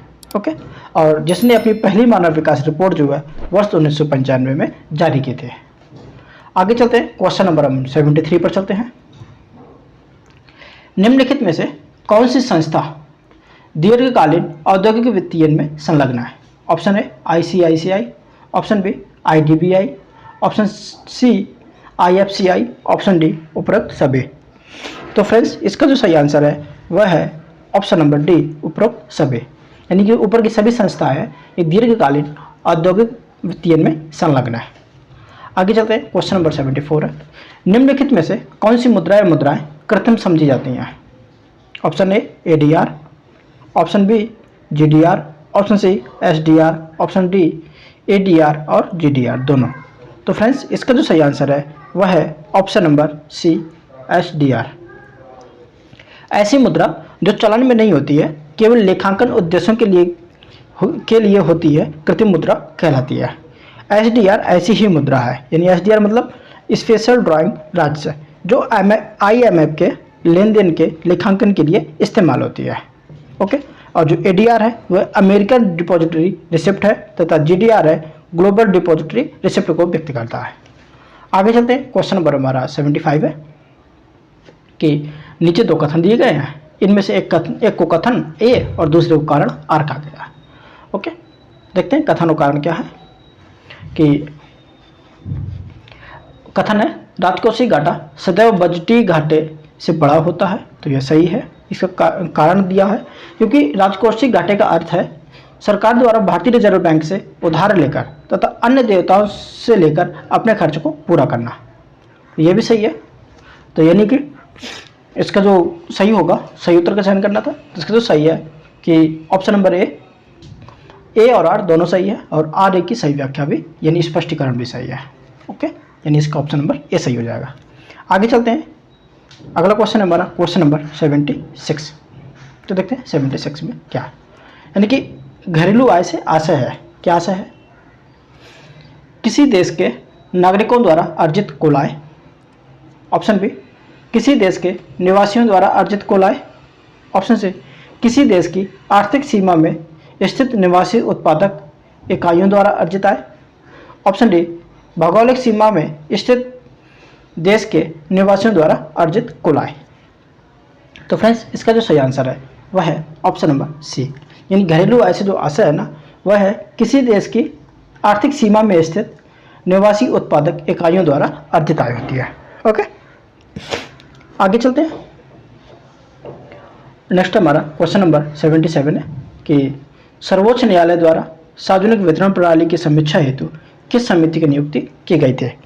ऑप्शन ए वाधवा समिति, ऑप्शन बी नचिकेत मोर समिति, ऑप्शन सी रंगराजन समिति, ऑप्शन डी इनमें से कोई नहीं। तो फ्रेंड्स इसका जो सही आंसर है वह है ऑप्शन नंबर ए वाधवा समिति, यानी सर्वोच्च न्यायालय द्वारा 2006 में पूरे देश में सार्वजनिक वितरण प्रणाली की कार्यप्रणाली की समीक्षा करने के लिए जो समिति गठित की गई थी उसका नाम वाधवा समिति था। ओके फ्रेंड्स, आगे चलते हैं, क्वेश्चन नंबर हमारा 78 है। चलिए बढ़ते हैं 78 की तरफ कि मध्यम सिंचाई परियोजना के अंतर्गत कितने हेक्टेयर तक की सिंचाई की जाती है? ऑप्शन ए 1000 से 5000 हेक्टेयर तक, ऑप्शन बी 2000 से 6000 हेक्टेयर तक, ऑप्शन सी 2000 से 10000 हेक्टेयर तक, ऑप्शन डी 10000 से हेक्टेयर से अधिक। तो इसका जो सही आंसर है वह है ऑप्शन नंबर सी, यानी कि मध्यम सिंचाई परियोजना के अंतर्गत 2000 से 10000 हेक्टेयर तक की सिंचाई की जाती है। और अगर वृहद की बात करें तो वृहद सिंचाई परियोजना में 10000 हेक्टेयर से अधिक की खेती जाती है और लघु सिंचाई में 2000 हेक्टेयर तक की कृषि आती है। ओके, आगे चलते हैं, क्वेश्चन नंबर हमारा 79 है। तो चलिए हम 79 को देखते हैं कि एमएसएमई यानी कि लघु एवं मध्यम उद्यमों की नई परिभाषा जो 2008 के अनुसार लघु उद्यमों में वार्षिक टर्नओवर की सीमा है। कितनी है सीमा, ये बताना है। ऑप्शन ए विनिर्माण क्षेत्र में 25 लाख रुपए से 5 करोड़ रुपए और सेवा क्षेत्र में 10 लाख रुपए से 2 करोड़ तक। ऑप्शन बी विनिर्माण क्षेत्र में 50 लाख से 10 करोड़ रुपए तक, सेवा क्षेत्र में 20 लाख से 5 करोड़ तक। ऑप्शन सी सेवा क्षेत्र से 30 लाख सेवा क्षेत्र में 30 लाख से 3 करोड़ तक, और विनिर्माण क्षेत्र में 5 करोड़ से 10 करोड़ रुपए तक। ऑप्शन डी उपरोक्त में से कोई नहीं। तो फ्रेंड्स इसका जो सही आंसर है वह है ऑप्शन नंबर डी, उपरोक्त में से कोई नहीं। क्यों? क्योंकि जो इसमें लघु उद्यमों के टर्नओवर की बात करता है तो उसकी जो टर्नओवर की सीमा है विनिर्माण एवं सेवा क्षेत्र में दोनों के लिए है। अगर बात करें तो विनिर्माण के लिए है वार्षिक टर्नओवर 5 करोड़ रुपए से 7500 करोड़ रुपए के बीच में, दोनों के लिए, विनिर्माण और सेवा क्षेत्र के लिए। आगे चलते हैं। क्वेश्चन नंबर हमारा 80 है कि एशियन डेवलपमेंट आउटलुक रिपोर्ट जारी किया जाता है किसके द्वारा? ऑप्शन ए विश्व बैंक के द्वारा, ऑप्शन बी एशियाई विकास बैंक के द्वारा, option C new development bank द्वारा, ऑप्शन डी IMF द्वारा। तो फ्रेंड्स इसका जो सही आंसर है वह है ऑप्शन नंबर बी, एशियाई विकास बैंक के द्वारा। यानी एशियन डेवलपमेंट आउटलुक रिपोर्ट जो है एशियाई विकास बैंक के द्वारा जारी किया जाता है, यानी ADB द्वारा जारी किया जाता है, AD और B द्वारा। ओके, आगे चलते हैं। क्वेश्चन नंबर हमारा 81 है। निम्नलिखित में से कौन सा भारतीय कृषि की निम्न उत्पादकता का कारण नहीं है? ओके, देखते हैं। ऑप्शन ए जनसंख्या का दबाव, यह तो है। ऑप्शन बी प्रच्छन्न बेरोजगारी, यह भी है निम्न उत्पादकता का कारण। और ऑप्शन सी सहकारी कृषि, तो फ्रेंड्स यह नहीं है। और ऑप्शन डी भूजोत का आकार, तो यह भी है। यानी कि जो कृषि की निम्न उत्पादकता का कारण नहीं है वह है सहकारी कृषि, ऑप्शन नंबर सी। आगे चलते हैं। क्वेश्चन नंबर हमारा 82 है। नीचे दो कथन दिए गए हैं जिनमें से एक को कथन ए तथा दूसरे को कारण आर कहा गया है। ओके, इसमें से सही बताना है। चलिए देखते हैं। यानी कि कथन है सभी व्यापारी मूल्य बढ़ोतरी से लाभ कमाते हैं, यह भी सही है। सेकेंड है कारण है इसका मूल्य बढ़ोतरी के कारण ग्राहक को अपनी आवश्यकताओं में कटौती करनी पड़ती है, यह भी सही है। यानी कि कथन ए और आर दोनों सही तो हैं लेकिन स्पष्टीकरण नहीं है, इसलिए हमारा जो सही होगा वह होगा ऑप्शन नंबर बी। आगे चलते हैं। क्वेश्चन नंबर हमारा 83 है कि नरसिम्हन समिति का संबंध है किससे है? ऑप्शन ए उच्च शिक्षा सुधारों से, ऑप्शन बी कर रचना सुधारों से, ऑप्शन सी बैंकिंग रचना सुधारों से, और ऑप्शन डी नियोजन क्रियान्वयन सुधारों से। तो फ्रेंड्स इसका जो सही आंसर है वह है ऑप्शन नंबर सी, बैंकिंग संरचना सुधारों से। यानी जो नरसिम्हन समिति के संबंध है ये बैंकिंग संरचना सुधारों से संबंधित है। ओके, आगे चलते हैं। क्वेश्चन नंबर हमारा 84 है। भारत WTO यानी विश्व व्यापार संगठन का सदस्य बना, यानी कब बना था? ऑप्शन ए 1995 में, ऑप्शन बी और 1996 में, ऑप्शन सी 1997 में, ऑप्शन डी 1998 में। तो फ्रेंड्स हम बात करें कि भारत WTO का जो सदस्य बना था उसकी जो सदस्यता थी उसने जिस समय WTO बना था यानी 1 जनवरी 1995 से ही उसका सदस्य है, उसके जन्म के समय से, या जब से बना था, गठित हुआ था। ओके, और वर्तमान में अगर इसके सदस्य राष्ट्रों की बात करें तो 164 है। ओके, और अभी हाल ही में जिसने WTO की सदस्यता ग्रहण की है उसको उस देश की अगर बात करें तो वह अफगानिस्तान है, यानी ऑप्शन नंबर ए हमारा सही हो जाएगा। आगे चलते हैं। क्वेश्चन नंबर हमारा 85 है। चलिए 85 देखते हैं कि चालू खाते में रुपए की पूर्ण परिवर्तनीयता को किस वर्ष घोषित किया गया? ऑप्शन ए वर्ष 1994 से, ऑप्शन बी वर्ष 1996 से, ऑप्शन सी वर्ष 1998 से, ऑप्शन डी वर्ष 2001 से। तो इसका फ्रेंड्स इसका जो सही आंसर है वह है ऑप्शन नंबर ए, वर्ष 1994 से। यानी चालू खाते की में रुपए की पूर्व परिवर्तनीयता को वर्ष 1994 से घोषित किया गया। ओके, आगे चलते हैं। क्वेश्चन नंबर हमारा 86 है। उत्तर प्रदेश सरकार द्वारा उत्तर प्रदेश गैर कानूनी धर्मांतरण निषेध अध्यादेश कब पारित किया गया? ऑप्शन ए 15 अगस्त 2020, ऑप्शन बी 15 अक्टूबर 2020, ऑप्शन सी 15 नवंबर 2020, ऑप्शन डी 24 नवंबर 2020। तो इसका जो सही आंसर है वह है ऑप्शन नंबर डी 24 नवंबर 2020। यानी कि उत्तर प्रदेश सरकार द्वारा 24 नवंबर 2020 को उत्तर प्रदेश गैर कानूनी धर्मांतरण निषेध अध्यादेश पारित किया गया। अब जबरन धर्मांतरण 10 वर्ष के कारावास के साथ दंडनीय अपराध बन गया है। ओके फ्रेंड्स, आगे चलते हैं हम। क्वेश्चन नंबर हमारा 87 है। निम्नलिखित में से किसे नया ताजे वाला बैराज के नाम से भी जाना जाता है?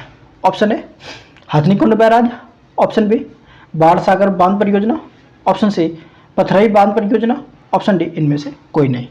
तो फ्रेंड्स इसका जो सही आंसर है वह है ऑप्शन नंबर ए हथनीकुंड बैराज को, यानी हथनीकुंड बैराज को नया ताजे वाला बैराज के नाम से भी जाना जाता है। और यह जो है 5 राज्यों हरियाणा, हिमाचल प्रदेश, उत्तर प्रदेश, दिल्ली व राजस्थान की संयुक्त परियोजना है।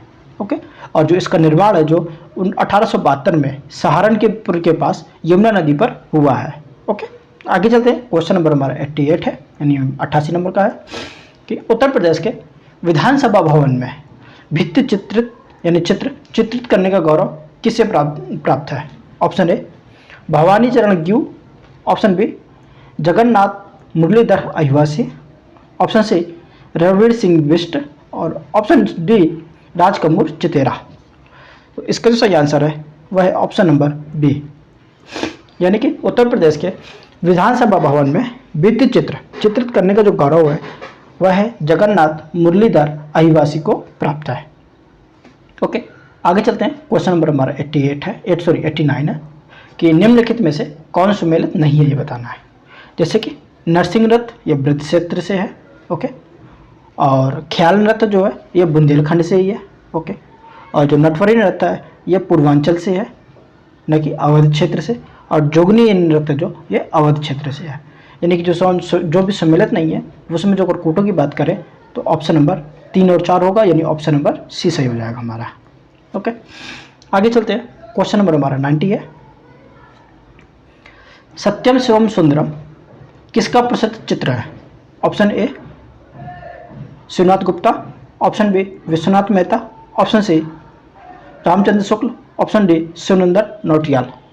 तो फ्रेंड्स इसका जो सही आंसर है वह है option number D Shivnandan Nautiyal, यानी कि सत्यम शिवम सुंदरम शिवनंदन नौटियाल का प्रसिद्ध चित्र है। ओके, आगे चलते हैं। क्वेश्चन नंबर 91 है। चलिए देखते हैं।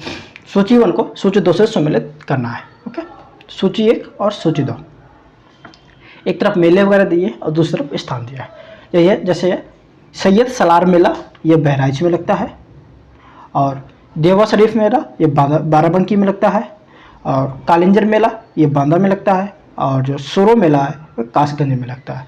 तो सूची का जो सम्मेलन होगा वह ऐसे होगा ए का 2 बी का 1, ए का 2 और बी का 1 हमारा ऑप्शन नंबर सी में ही है और बाकी कहीं नहीं है, और सी का 4 डी का 3, सी का 4 डी का 3, यानी ऑप्शन नंबर हमारा सी सही हो जाएगा। ओके, आगे चलते हैं। क्वेश्चन नंबर हमारा 92 है। उत्तर प्रदेश सरकार द्वारा चलाई जा रही अभ्युदय योजना का संबंध निम्नलिखित में से किससे है? ऑप्शन ए कोरोना की टीकाकरण से, ऑप्शन बी प्रतियोगी परीक्षा के निःशुल्क कोचिंग से, ऑप्शन सी राज्य में पोषण को महत्व देने हेतु पोषक खाद्यान्नों के वितरण से, ऑप्शन डी निःशक्त कमजोर एवं विकलांगों को मुफ्त कानूनी सुविधा उपलब्ध कराने से। तो फ्रेंड्स इसका जो सही आंसर होगा वह है ऑप्शन नंबर बी प्रतियोगी परीक्षा के निःशुल्क कोचिंग से यह संबंधित है। ओके, आगे चलते हैं, या फिर हम इसके बारे में और डिस्कशन और एक्सप्लेनेशन के साथ में बात करें तो उत्तर प्रदेश के स्थापना दिवस के अवसर पर उत्तर प्रदेश सरकार द्वारा कमजोर आर्थिक स्थिति वाले छात्रों को प्रतियोगी परीक्षाओं की तैयारी के हेतु निःशुल्क कोचिंग की सुविधा प्रदान कराने की घोषणा की गई, और यह योजना मंडल स्तर पर संचालित होगी, जहां छात्रों को ऑनलाइन पाठ्यक्रम सामग्री के साथ ऑफलाइन कक्षाएं भी प्रदान किए जाएंगे, और इसका नाम है अभ्युदय योजना। आगे चलते हैं। क्वेश्चन नंबर हमारा 93 है। निम्नलिखित युग्म में से कौन सा एक सम्मिलित नहीं है? एक तरफ संगीत घराना है, दूसरी तरफ संस्थापक है। ओके, देखते हैं। रामपुर घराना के संस्थापक नेमत खां सदारंग हैं, यह बिल्कुल सही है। सहारनपुर घराना के संस्थापक जो है खलीफा मोहम्मद है, यह बिल्कुल सही है। और किराना घराने के संस्थापक जो है और नत्थे खां व जोधे खां, यह नहीं है, क्योंकि किराना घराने के जो संस्थापक हैं वह है वंदे अली खां को माना जाता है, तो हमारा तीसरा तो गलत हो गया। और फोर्थ है ऑप्शन डी है अतरौली घराना के जो संस्थापक हैं वह काले खां व चांद खां, यह भी सही है। जो हमारा जो सही सम्मिलित नहीं है वह है ऑप्शन नंबर हमारा सी किराना घराना वाला। आगे चलते हैं। क्वेश्चन नंबर 94 होगा कि प्राचीन भारत में स्थापित विहारों एवं उनकी अवस्थिति के संदर्भ में निम्नलिखित युग्म में से सही युग्म की पहचान करें। ऑप्शन ए में है स्वर्णगंध कुटी विहार। यह कहाँ पर है? तो फ्रेंड्स, अगर स्वर्णगंध कुटी विहार की बात करें तो यह तो श्रावस्ती में है, सही युग्म की पहचान करना है। तो ये तो श्रावस्ती में है। और मूलगंध कुटी विहार जो सारनाथ में है। और कुक्कुटराम विहार जो है यह है कौशाम्बी में। और सद्धर्म चक्र विहार भी, जो सद्धर्म चक्र विहार है वह कहाँ पर है? यह है यह कहाँ पर है? तो ये सारनाथ में है। तो फ्रेंड्स, कोई भी सुमेल नहीं है, ओके, क्योंकि ये कूट अलग दिए हुए हैं। आगे चलते हैं, क्वेश्चन नंबर हमारा 95 है। निम्नलिखित युग्मों में से कौन सा युग्म सही सुमेलित है बताना में, ओके। देखते हैं, जैसे डोलोमाइट है, ये सोनभद्र में पाया जाता है, बिल्कुल सही है। बॉक्साइट ललितपुर में पाया जाता है, यह भी बिल्कुल सही है। और कांचलू जो है ये शंकरगढ़ में पाया जाता है, यह बिल्कुल सही है। और जिप्सम जो है ये झांसी में पाया जाता है, यह भी बिल्कुल सही है। यानी कि जो हमारा कोड बनेगा वो चारों सही है, उपरोक्त सभी सत्य है। आगे चलते हैं, क्वेश्चन नंबर हमारा जो है 96 है। 96 की तरफ बढ़ते हैं। निम्नलिखित कृषि विश्वविद्यालयों में कौन सबसे पहले स्थापित हुआ? ऑप्शन ए आचार्य नरेंद्र देव कृषि एवं प्रौद्योगिकी विश्वविद्यालय अयोध्या। तो फ्रेंड्स, जो इसकी स्थापना हुई थी वह हुई थी 1976 में, ओके। और सेकंड है यानी ऑप्शन बी सरदार वल्लभ भाई कृषि एवं प्रौद्योगिकी विश्वविद्यालय मेरठ का, यह इसकी स्थापना हुई थी 2000 में। और बांदा कृषि एवं प्रौद्योगिकी विश्वविद्यालय जो बांदा में है उसकी स्थापना 2010 में हुई है, 2010 में हुई है। ऑप्शन डी में है चंद्रशेखर आज़ाद कृषि एवं प्रौद्योगिकी विश्वविद्यालय कानपुर का है, जो इसकी स्थापना 1975 में हुई थी। तो फ्रेंड्स, जो सबसे पहले स्थापित हुआ तो वह होगा ऑप्शन नंबर डी। ऑप्शन अगला क्वेश्चन है, क्वेश्चन नंबर हमारा 97 है। हाल ही में उत्तर प्रदेश सरकार ने सभी प्रकार के लैंड होल्डिंग्स को चिन्हित करने हेतु कितने अंकों का यूनिफाइड कोड प्रणाली शुरू किया है? Option A 16, option B 12, option C 14, option D 10। तो फ्रेंड्स, इसका जो सही आंसर है वह है ऑप्शन नंबर ए 16। हाल ही में उत्तर प्रदेश सरकार के राजस्व विभाग ने 16 अंकों के यूनिकोड प्रणाली की शुरुआत की है। इस प्रणाली का उपयोग राज्य में सभी प्रकार की भूमि को चिन्हित करने के लिए किया जाएगा, ओके। आगे चलते हैं, क्वेश्चन नंबर हमारा 98 है कि उत्तर प्रदेश सहकारी गन्ना समिति संघ लिमिटेड का गठन कब हुआ? ऑप्शन ए 1949 को, ऑप्शन बी 1950 को, ऑप्शन सी 1951 को, ऑप्शन डी 1955 को। तो फ्रेंड्स, इसका जो सही आंसर है वह ऑप्शन नंबर ए 1949 को, यानी गन्ना विकास परिषद के सहयोग देने के लिए 1949 में उत्तर प्रदेश सहकारी गन्ना समिति संघ लिमिटेड का गठन किया गया था। आगे चलते हैं, क्वेश्चन नंबर हमारा 99 है। 99 नंबर का क्वेश्चन है हमारा कि कानपुर के कहारों द्वारा किए जाने वाला नृत्य है, कौन सा है? ऑप्शन ए छलिया नृत्य, सॉरी कानपुर के नहीं, जौनपुर के। ऑप्शन ए छलिया नृत्य, ऑप्शन बी छपेली नृत्य, option D Chaurasia, option C Chaurasia नृत्य, ऑप्शन डी इनमें से कोई नहीं। तो फ्रेंड्स, इसका जो सही आंसर है वह है ऑप्शन नंबर सी चौरसिया नृत्य, यानी कि जौनपुर के कहारों द्वारा जो किया जाने वाला नृत्य है उसे चौरसिया नृत्य कहते हैं। आगे चलते हैं, क्वेश्चन नंबर 100 का है, 100 नंबर का क्वेश्चन है। निम्नलिखित विकल्पों में गलत सुमेलित विकल्प का चयन करना, ये सही सुमेलित नहीं है। चलिए देखते हैं। शहनाई उत्सव, ऑप्शन ए वाराणसी में होता है, बिल्कुल सही है। ऑप्शन बी में है केला महोत्सव रामपुर।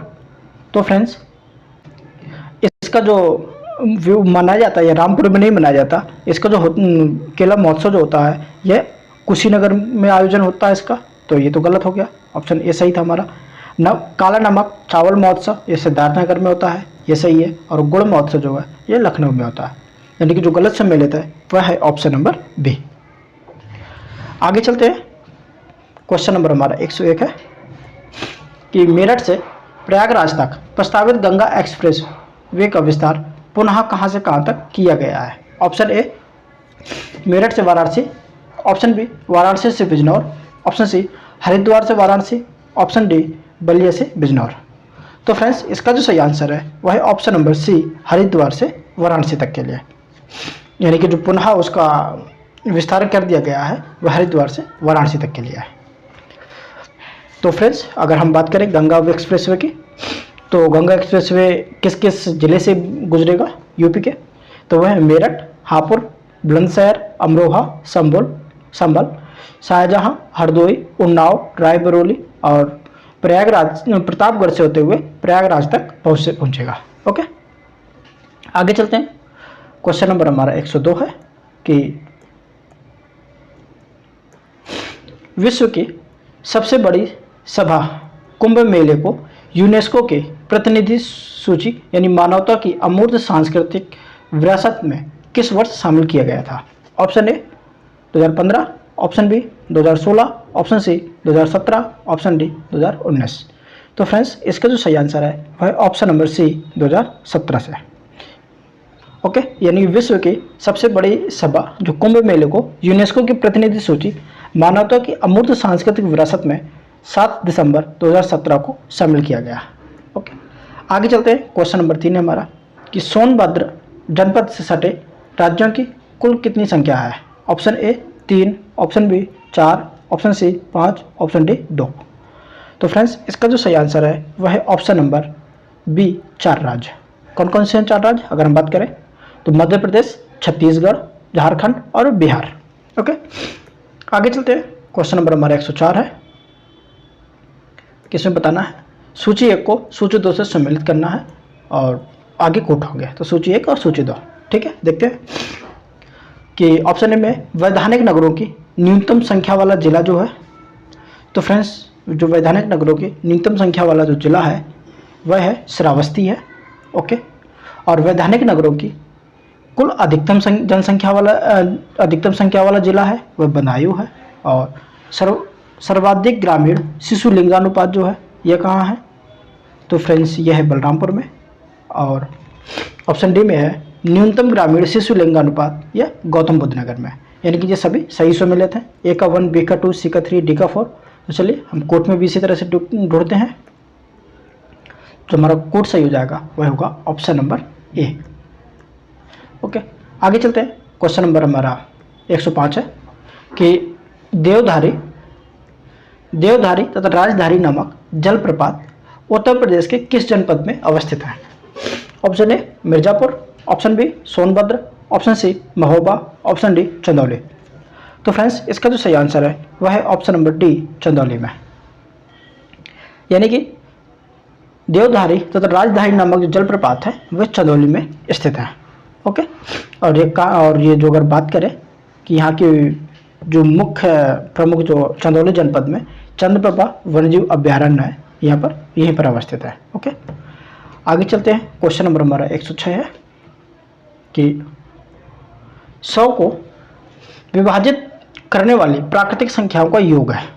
ओके, तो इसको कैसे निकालेंगे? इसको हम क्या करेंगे कि 100 को जितने भी संख्याएं जो 100 को पूरी तरह विभाजित करती हैं उन संख्याओं का योग पूछा है। तो देखते हैं कौन कौन सी संख्या। पहली बात तो 100 को पूरी तरह विभाजित करेंगे, तो पहले तो हमारा जो विभाजित करेगी वह 1 होगा, 1 विभाजित करेगी यानी 1 जोड़ेंगे, 2 भी विभाजित करती है और फिर इसके बाद में 4 भी विभाजित करती है, फिर 5 भी करती है, उसके बाद में 10 भी विभाजित करती है, फिर उसके बाद में 20 से भी पूरी तरह विभाजित होता है 100 और 25 से भी होता है, और उसके बाद में जो होता है 25 के बाद में 50 से पूरी तरह विभाजित होगा और पूरी तरह 100 से विभाजित होगा। तो फ्रेंड्स इन सब का जो योग है वो पूछा है इसमें, तो इसका जो पूरा योग आएगा वह आएगा ऑप्शन नंबर डी 217। ओके, आगे चलते हैं। क्वेश्चन नंबर हमारा 107 है। उम्मीद है समझ में आया होगा, अगर नहीं आया होगा तो बताइएगा, हम आपको वापस से समझा देंगे। चलिए क्वेश्चन नंबर 107 नंबर का देखते हैं कि यदि किसी संख्या का 3/8 तो 2/7 का योग 370 हो तो वह संख्या होगी। तो मान लेते हैं कोई संख्या यानी x मान लेते हैं। x एक संख्या है, उसका 3/8 तथा 3/7 तथा 2/7 कितना है योग उसका कि 370 है। ओके, अब इसमें हम देखेंगे एलसीएम लेकर के, तो ये बनेगा हमारा एलसीएम आया कितना कितने का एलसीएम आएगा अगर हम बात करेंगे तो 56 का आ जाएगा। तो ये हो जाएगा 3 7 21 एक्स प्लस 16 एक्स बराबर 370। उसके बाद में क्या होगा कि इसको जोड़ देंगे 21x और 16x को, ये हो जाएगा 37x और इसको इधर मल्टीप्लाई करवा देंगे बराबर 370 गुणे 56। ओके, तो फिर हम इसके बाद में हमें शेष का मान निकाल लेंगे। तो हमारा x का मान आएगा, इसको 10 से 10 बार जाएगा, x का मान आएगा जो कि 560, यानी कि हमारा जो आएगा answer option number D. Okay, उम्मीद है आप लोगों को समझ में आया होगा। नहीं समझ में आएगा तो बताइएगा, हम दोबारा से आपको समझा देंगे। ओके, तो चलिए फ्रेंड्स हम आगे बढ़ते हैं अपने नेक्स्ट क्वेश्चन की तरफ। क्वेश्चन नंबर हमारा 107 है। तो ये पूछ रहा है कि यदि 5 10 15 तथा x का औसत 20 है तो x का मान कितना होगा। ठीक है, हम देख लेते हैं। यानी कि 4 संख्याओं का औसत 20 पूछ रहा है, तो 5 तो सबको जोड़ेंगे हम लोग, क्योंकि कुल योग बटे कुल संख्या ही औसत होती है। तो 5 10 15 तो ये हो जाएगा कितना 5 30 प्लस x बटे 4 बराबर 20। तो इसमें इसको मल्टीप्लाई करवा देंगे तो ये हो जाएगा 30 प्लस x बराबर 80। तो x का मान हम निकालेंगे, 30 से इधर जाएगा तो x का मान हमारा कितना लगेगा 50, यानी कि जो x का मान है वह 50 होगा, यानी ऑप्शन नंबर डी सही हो जाएगा।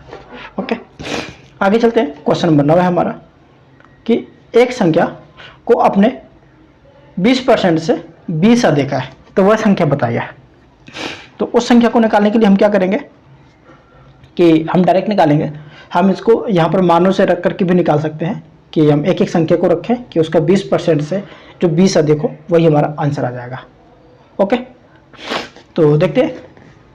जैसे कि मान लो हमने 25 को ले लिया, तो 25 का 20% होगा वह 20 से अधिक होगा, से 20 अधिक होगा ना।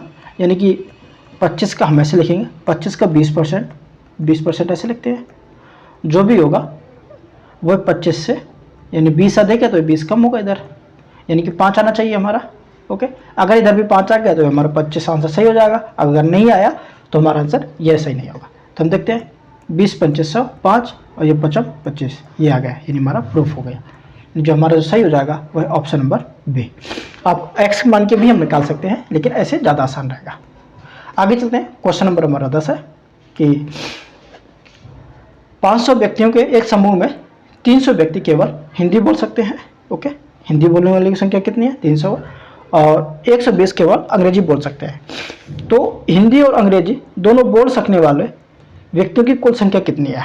ओके, ये बहुत सिंपल है। इसको हम कैसे निकालेंगे कि जो पूरे 500 व्यक्ति हैं, ओके, तो उसमें से घटा देंगे कितना, जो लोग केवल एक भाषा बोल लेते हैं, यानी कि 300 प्लस 120। तो इसको हम घटाएंगे तो हमारा कितना आ जाएगा, ये पूरे टोटल कितनी है 480 हो गए, 420 है ये। 500 में से 420 घटाएंगे तो हमारा कितना आएगा 80 आ जाएगा, यानी ऑप्शन नंबर बी इसका सही आंसर हो जाएगा। आगे चलते हैं। क्वेश्चन नंबर हमारा 111 है। चलिए देखते हैं क्या है 111 में कि निम्नलिखित प्रश्न चिन्ह के स्थान पर कौन सा अक्षर आता है। देखते हैं FDIM फिर x है। तो देखते हैं F प्लस 2 करेंगे, D प्लस 2 करेंगे तो F आ जाएगा, प्लस 2 किया यहाँ पर। और F के बाद में I लाने के लिए हम लोग ने क्या किया, प्लस का 3 किया, और I के बाद M के लिए प्लस 4 किया। तो इसी तरीके से संख्या बढ़ेगी।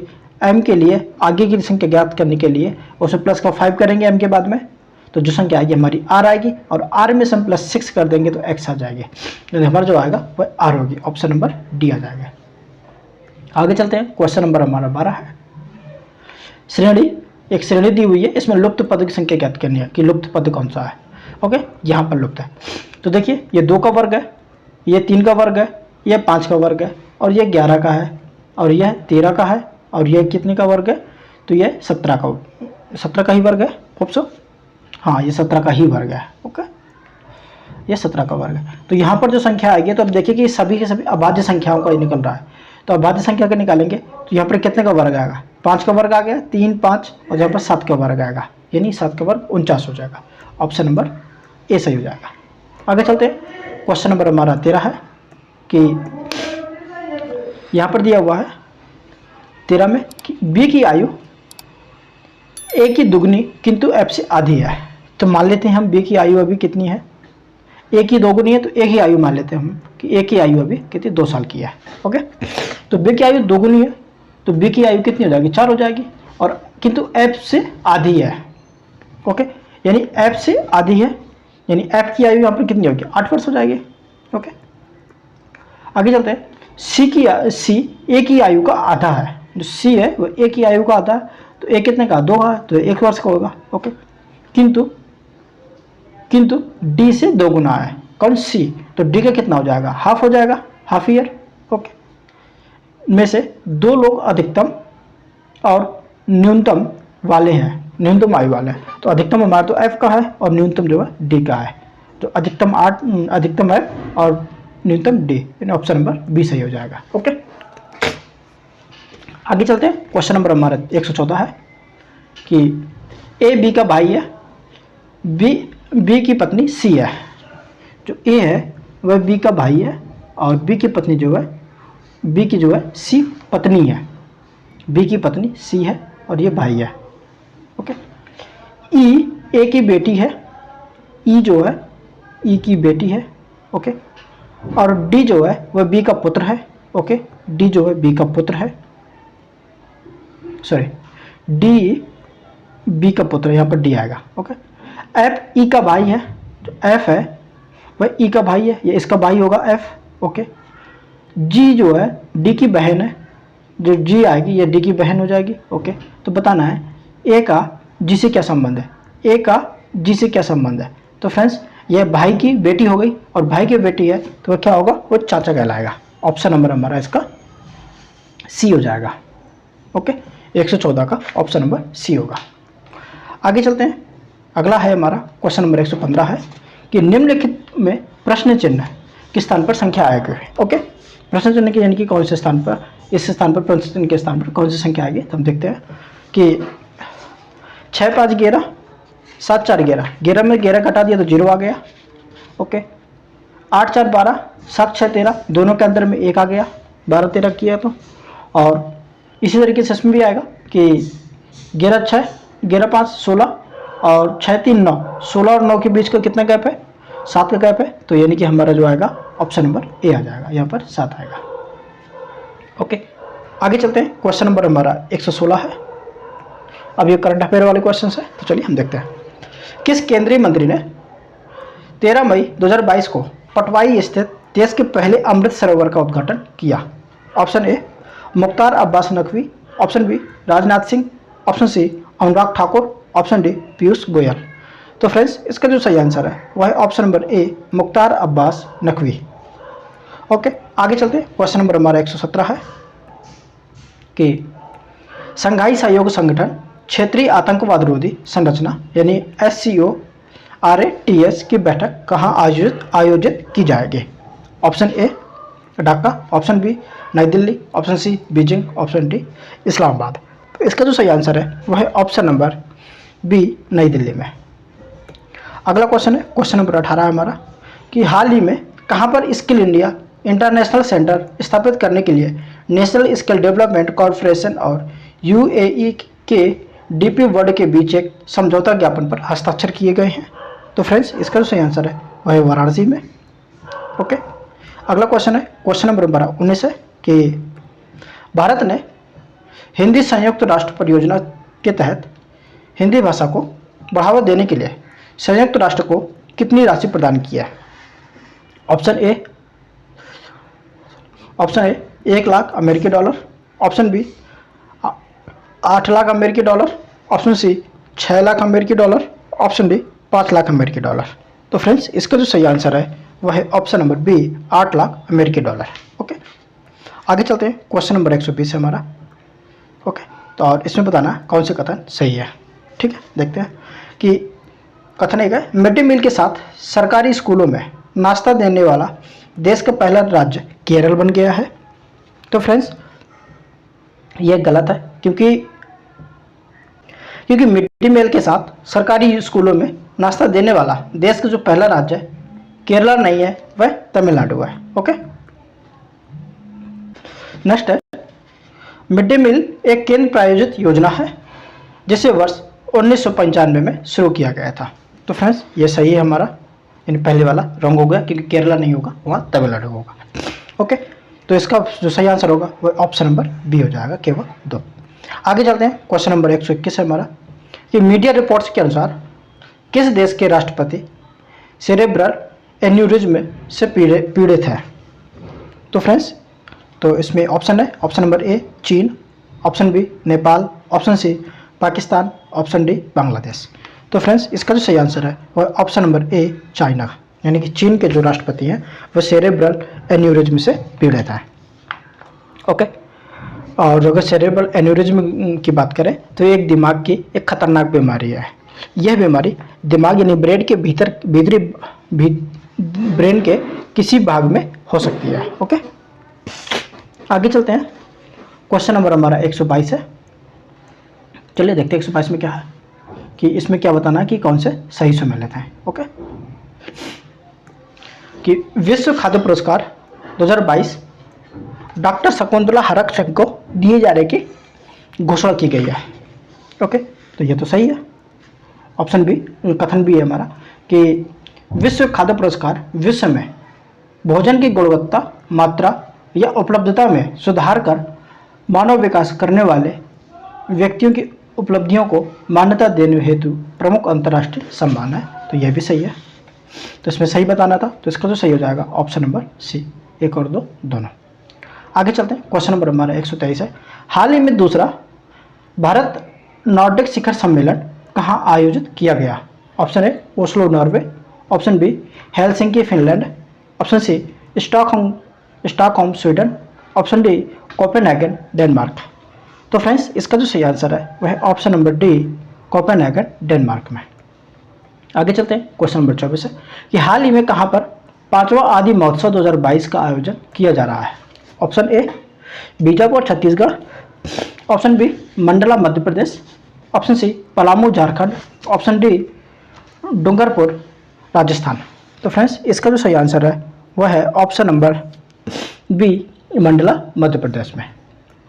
आगे चलते हैं, क्वेश्चन नंबर 125 है कि तेलंगाना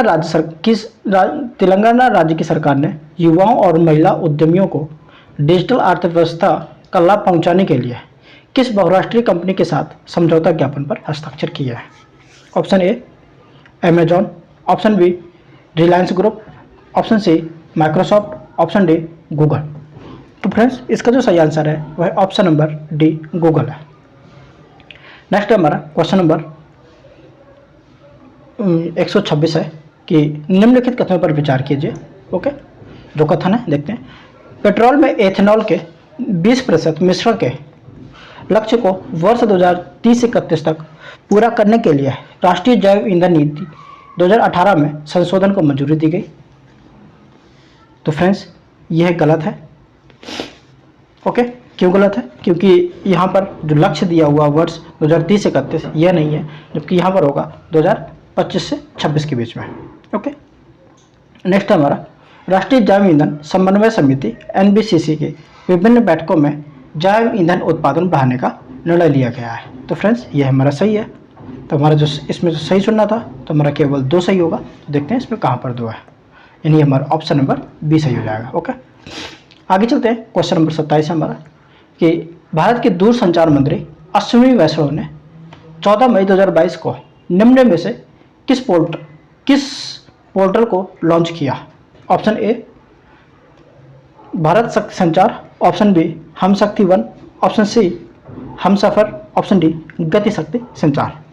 तो फ्रेंड्स इसको जो लॉन्च किया है वह है ऑप्शन नंबर डी गति शक्ति संचार में। ओके, ऑप्शन नंबर डी सही है। आगे चलते हैं। क्वेश्चन नंबर 128 है कि रामगढ़ विषधारी अभयारण्य को देश का 52वां टाइगर रिजर्व अधिसूचित किया गया, यह किस देश में स्थित है। Option A Rajasthan, option B Haryana, option C Gujarat, option D Karnataka. तो फ्रेंड्स इसका जो सही आंसर है वह ऑप्शन नंबर ए राजस्थान है। ओके, आगे चलते हैं। क्वेश्चन नंबर हमारा 129 है। 129 नंबर है कि फिनलैंड और किस देश ने उत्तरी अटलांटिक संधि संगठन यानी नाटो में शामिल होने के लिए रुचि दिखाई है। Option A Romania, option B Belarus, option C Turkey, option D Sweden. तो फ्रेंड्स इसका जो सही आंसर है वह है ऑप्शन नंबर डी स्वीडन। यानी कि फिनलैंड और स्वीडन ने उत्तरी अटलांटिक संगठन जो नाटो है उसमें शामिल होने की रुचि दिखाई है। ओके, आगे चलते हैं। क्वेश्चन नंबर हमारा 130 है कि निम्नलिखित कथनों पर विचार कीजिए। कथन है, हाल ही में मोटे अनाज से संचालित देश का पहला एथेनॉल संयंत्र का उद्घाटन गांधीनगर गुजरात में किया गया। तो फ्रेंड्स यह गलत है, क्योंकि यह जो किया गया है यह गांधीनगर गुजरात में नहीं बल्कि बिहार के पूर्णिया जिले में किया गया है। ओके, नेक्स्ट है हमारा, वर्तमान में भारत में उगाई जाने वाली प्रमुख मोटे अनाज वाली फसलें ज्वार, बाजरा और रागी है। तो फ्रेंड्स ये हमारा सही है, यानी कि हमारा जो कथन जो सही हो जाएगा ऑप्शन नंबर बी सही हो जाएगा। ओके, आगे चलते हैं। क्वेश्चन नंबर हमारा 131 है। तो चलिए हम 131 देखते हैं कि हाल ही में भारत और किस देश के बीच अक्षय ऊर्जा के हस्तांतरण के उद्देश्य से एक ट्रांसमिशन इंटरकनेक्शन स्थापित करने पर सहमत हुए। तो ऑप्शन ए चीन, option B Sri Lanka, option B Bangladesh, option C Maldives, option D Sri Lanka. तो इसका जो सही आंसर है वह option number C Maldives. Okay, यानी कि हाल ही में भारत और मालदीव के बीच अक्षय ऊर्जा के हस्तांतरण के उद्देश्य से एक ट्रांसमिशन इंटरकनेक्शन स्थापित करने पर सहमत हुए हैं। ओके, आगे चलते हैं। क्वेश्चन नंबर 132 है हमारा कि किस मंत्रालय ने बच्चों और महिलाओं के पोषण स्तर में सुधार के लिए पोषण पखवाड़ा 2022 का आयोजन किया है। ऑप्शन ए महिला एवं बाल विकास मंत्रालय, ऑप्शन बी केंद्रीय ग्रामीण विकास मंत्रालय, ऑप्शन सी नागरिक उड्डयन मंत्रालय, ऑप्शन डी सूक्ष्म लघु और मध्यम मंत्रालय। तो फ्रेंड्स इसका जो सही आंसर होगा वह है ऑप्शन नंबर ए महिला एवं बाल विकास मंत्रालय। यानी कि महिला एवं बाल विकास मंत्रालय ने महिलाओं और बच्चों के पोषण स्तर में सुधार के लिए पोषण पखवाड़े का आयोजन किया। ओके, आगे चलते हैं। क्वेश्चन नंबर हमारा 133 है कि निम्नलिखित कथनों पर विचार कीजिए। कथन है और इसमें से हमें सही कथन बताना है। ओके, तो कथन है कि विश्व प्रेस स्वतंत्रता सूचकांक 2022 में भारत 142वें स्थान से फिसलकर 150वें स्थान पर पहुंचा। तो यह सही है। नेक्स्ट है, रिपोर्टर्स विदाउट बॉर्डर्स द्वारा विश्व प्रेस स्वतंत्रता सूचकांक जारी किया गया। यह भी सही है। यानी कि हमारा जो कथन है ये दोनों सही है, इसलिए हमारा ऑप्शन नंबर सी सही हो जाएगा। कथन 1 और 2 दोनों। आगे चलते हैं। क्वेश्चन नंबर 134 है कि हाल ही में खेलो इंडिया यूनिवर्सिटी गेम्स 2021 में कौन सी यूनिवर्सिटी पदक तालिका में शीर्ष स्थान पर रही है। Option A Savitribai Phule university, option B Punjab university, option C Jain university Bengaluru और option D Lovely university Jalandhar. तो फ्रेंड्स इसका जो सही आंसर है वह है option number C Jain university Bengaluru. Okay, आगे चलते हैं। क्वेश्चन नंबर हमारा 135 है कि विश्व बैंक ने भारत सरकार के मिशन कर्मयोगी सिविल सेवा क्षमता निर्माण के लिए राष्ट्रीय कार्यक्रम का समर्थन करने के लिए कितने मिलियन अमेरिकी डॉलर की परियोजना को मंजूरी दिया है। ऑप्शन ए 37 मिलियन अमेरिकी डॉलर, ऑप्शन बी 27 मिलियन अमेरिकी डॉलर और ऑप्शन सी 47 मिलियन अमेरिकी डॉलर और ऑप्शन डी 42 मिलियन अमेरिकी डॉलर। तो फ्रेंड्स इसका जो सही आंसर है वह है ऑप्शन नंबर सी 47 मिलियन अमेरिकी डॉलर। ओके, आगे चलते हैं। क्वेश्चन नंबर हमारा 136 है कि हाल ही में कौन सा देश संयुक्त राष्ट्र विश्व पर्यटन संगठन से हट गया है।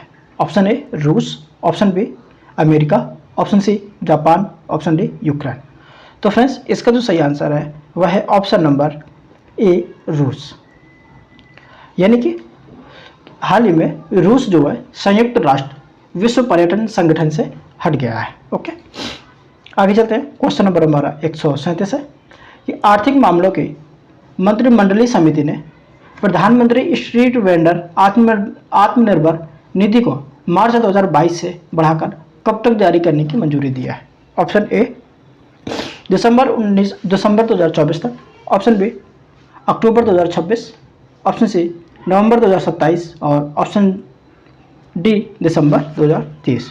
इसका जो सही आंसर है वह है ऑप्शन नंबर ए दिसंबर 2024 तक। यानी कि आर्थिक मामलों की मंत्रिमंडलीय समिति ने प्रधानमंत्री स्ट्रीट वेंडर आत्मनिर्भर निधि को मार्च 2022 से दिसंबर 2023 तक बढ़ाने की मंजूरी दिया है। ओके, आगे चलते हैं। क्वेश्चन नंबर हमारा 138 है कि किस लड़ाकू विमान से ब्रह्मोस सुपरसोनिक मिसाइल के विस्तारित रेंज संस्करण का सफल परीक्षण किया गया। Option A Rafale, option B Tejas, option C Mirage 2000, option D Sukhoi 30। तो फ्रेंड्स इसका जो सही आंसर है वह है ऑप्शन नंबर डी सुखोई 30। आगे चलते हैं। क्वेश्चन नंबर हमारा 139 है, हाल ही में किसे मुख्य चुनाव आयुक्त नियुक्त किया गया है। Option A Manoj Joshi, option B Sushil Chandra, option C Rajeev Kumar, option D Ashok Kumar. तो फ्रेंड्स इसका जो सही आंसर है वह है option number C Rajeev Kumar. यानी कि हाल ही में राजीव कुमार को मुख्य चुनाव आयुक्त नियुक्त किया गया है। ओके, और इसकी नियुक्ति किसने की है? तो राष्ट्रपति रामनाथ कोविंद जी ने किया है। आगे चलते हैं। क्वेश्चन नंबर 140 है हमारा, हाल ही में किसने श्रीलंका के प्रधानमंत्री पद की शपथ ली है। तो फ्रेंड्स इसके ऑप्शन है, option number A Ranil Wickremesinghe, option B Gotabaya Rajapaksa, option C Sajith Premadasa, option D Mahinda Rajapaksa. तो फ्रेंड्स इसका जो सही आंसर है वह है option number A Ranil Wickremesinghe ने। यानी कि हाल ही में रनिल विक्रम सिंघे ने श्रीलंका के प्रधानमंत्री पद की शपथ ली है, और ये जो है ये यूनाइटेड नेशनल पार्टी के नेता भी है। ओके फ्रेंड्स, तो अब हम आगे चलते हैं। तो फ्रेंड्स इस वीडियो में इतना ही। आगे भी इसी तरीके के सभी प्रैक्टिस सेटों को सॉल्व करवाया जाएगा, और हमने इसके पहले भी और भी प्रैक्टिस सेट सॉल्व करवाए हैं। तो फ्रेंड्स बने रहिएगा हमारे साथ में, और इसको ज़्यादा से ज़्यादा लोगों तक शेयर करते रहिएगा। और फ्रेंड्स अगर आपने अभी तक हमारे चैनल को लाइक, शेयर और सब्सक्राइब नहीं किया है तो कर लीजिए, और बेल आइकन भी प्रेस कर लीजिएगा, जिससे कि हमारी वीडियो आप तक सबसे पहले पहुँच सके। और हाँ फ्रेंड्स, बाकी वही है कि आप ज़्यादा से ज़्यादा वीडियो को शेयर करें, और लोगों को इसके बारे में ज़्यादा से ज़्यादा बताएं अगर आपको लगता है कि ये जेन्युइन है और ये अच्छा है, क्योंकि आपको पूरी टेस्ट सीरीज आपको विदिन 2 घंटे में सॉल्व करवा दी जाती है। 2 घंटे 1.5 घंटे जितना भी समय लगता है, किसी में थोड़ा ज़्यादा लग जाता है, और कोशिश रहती है कि थोड़ा जल्दी रहे, और जो भी इंपॉर्टेंट है वहाँ पर आपको उतना ही बताया जाए, फालतू में ज़्यादा ज्ञान न दिया जाए, क्योंकि हमें पता है कि आपको काफ़ी ज़्यादा आता है। आप बच्चे नहीं हैं, और ना ही आप इतने बेवकूफ़ हैं कि आपको कुछ नहीं आता है, आपको बहुत कुछ आता है। ओके, तो आपको जहाँ जितनी ज़्यादा ज़रूरत है वहाँ पर उतने क्वेश्चंस में उतना ही डिस्कस किया गया है।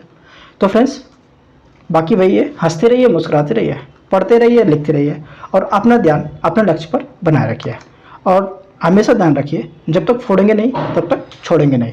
आज की कथा यहीं तक, आगे हम मिलते हैं अगले वीडियो में। जब तक के लिए जय हिंद, जय भारत।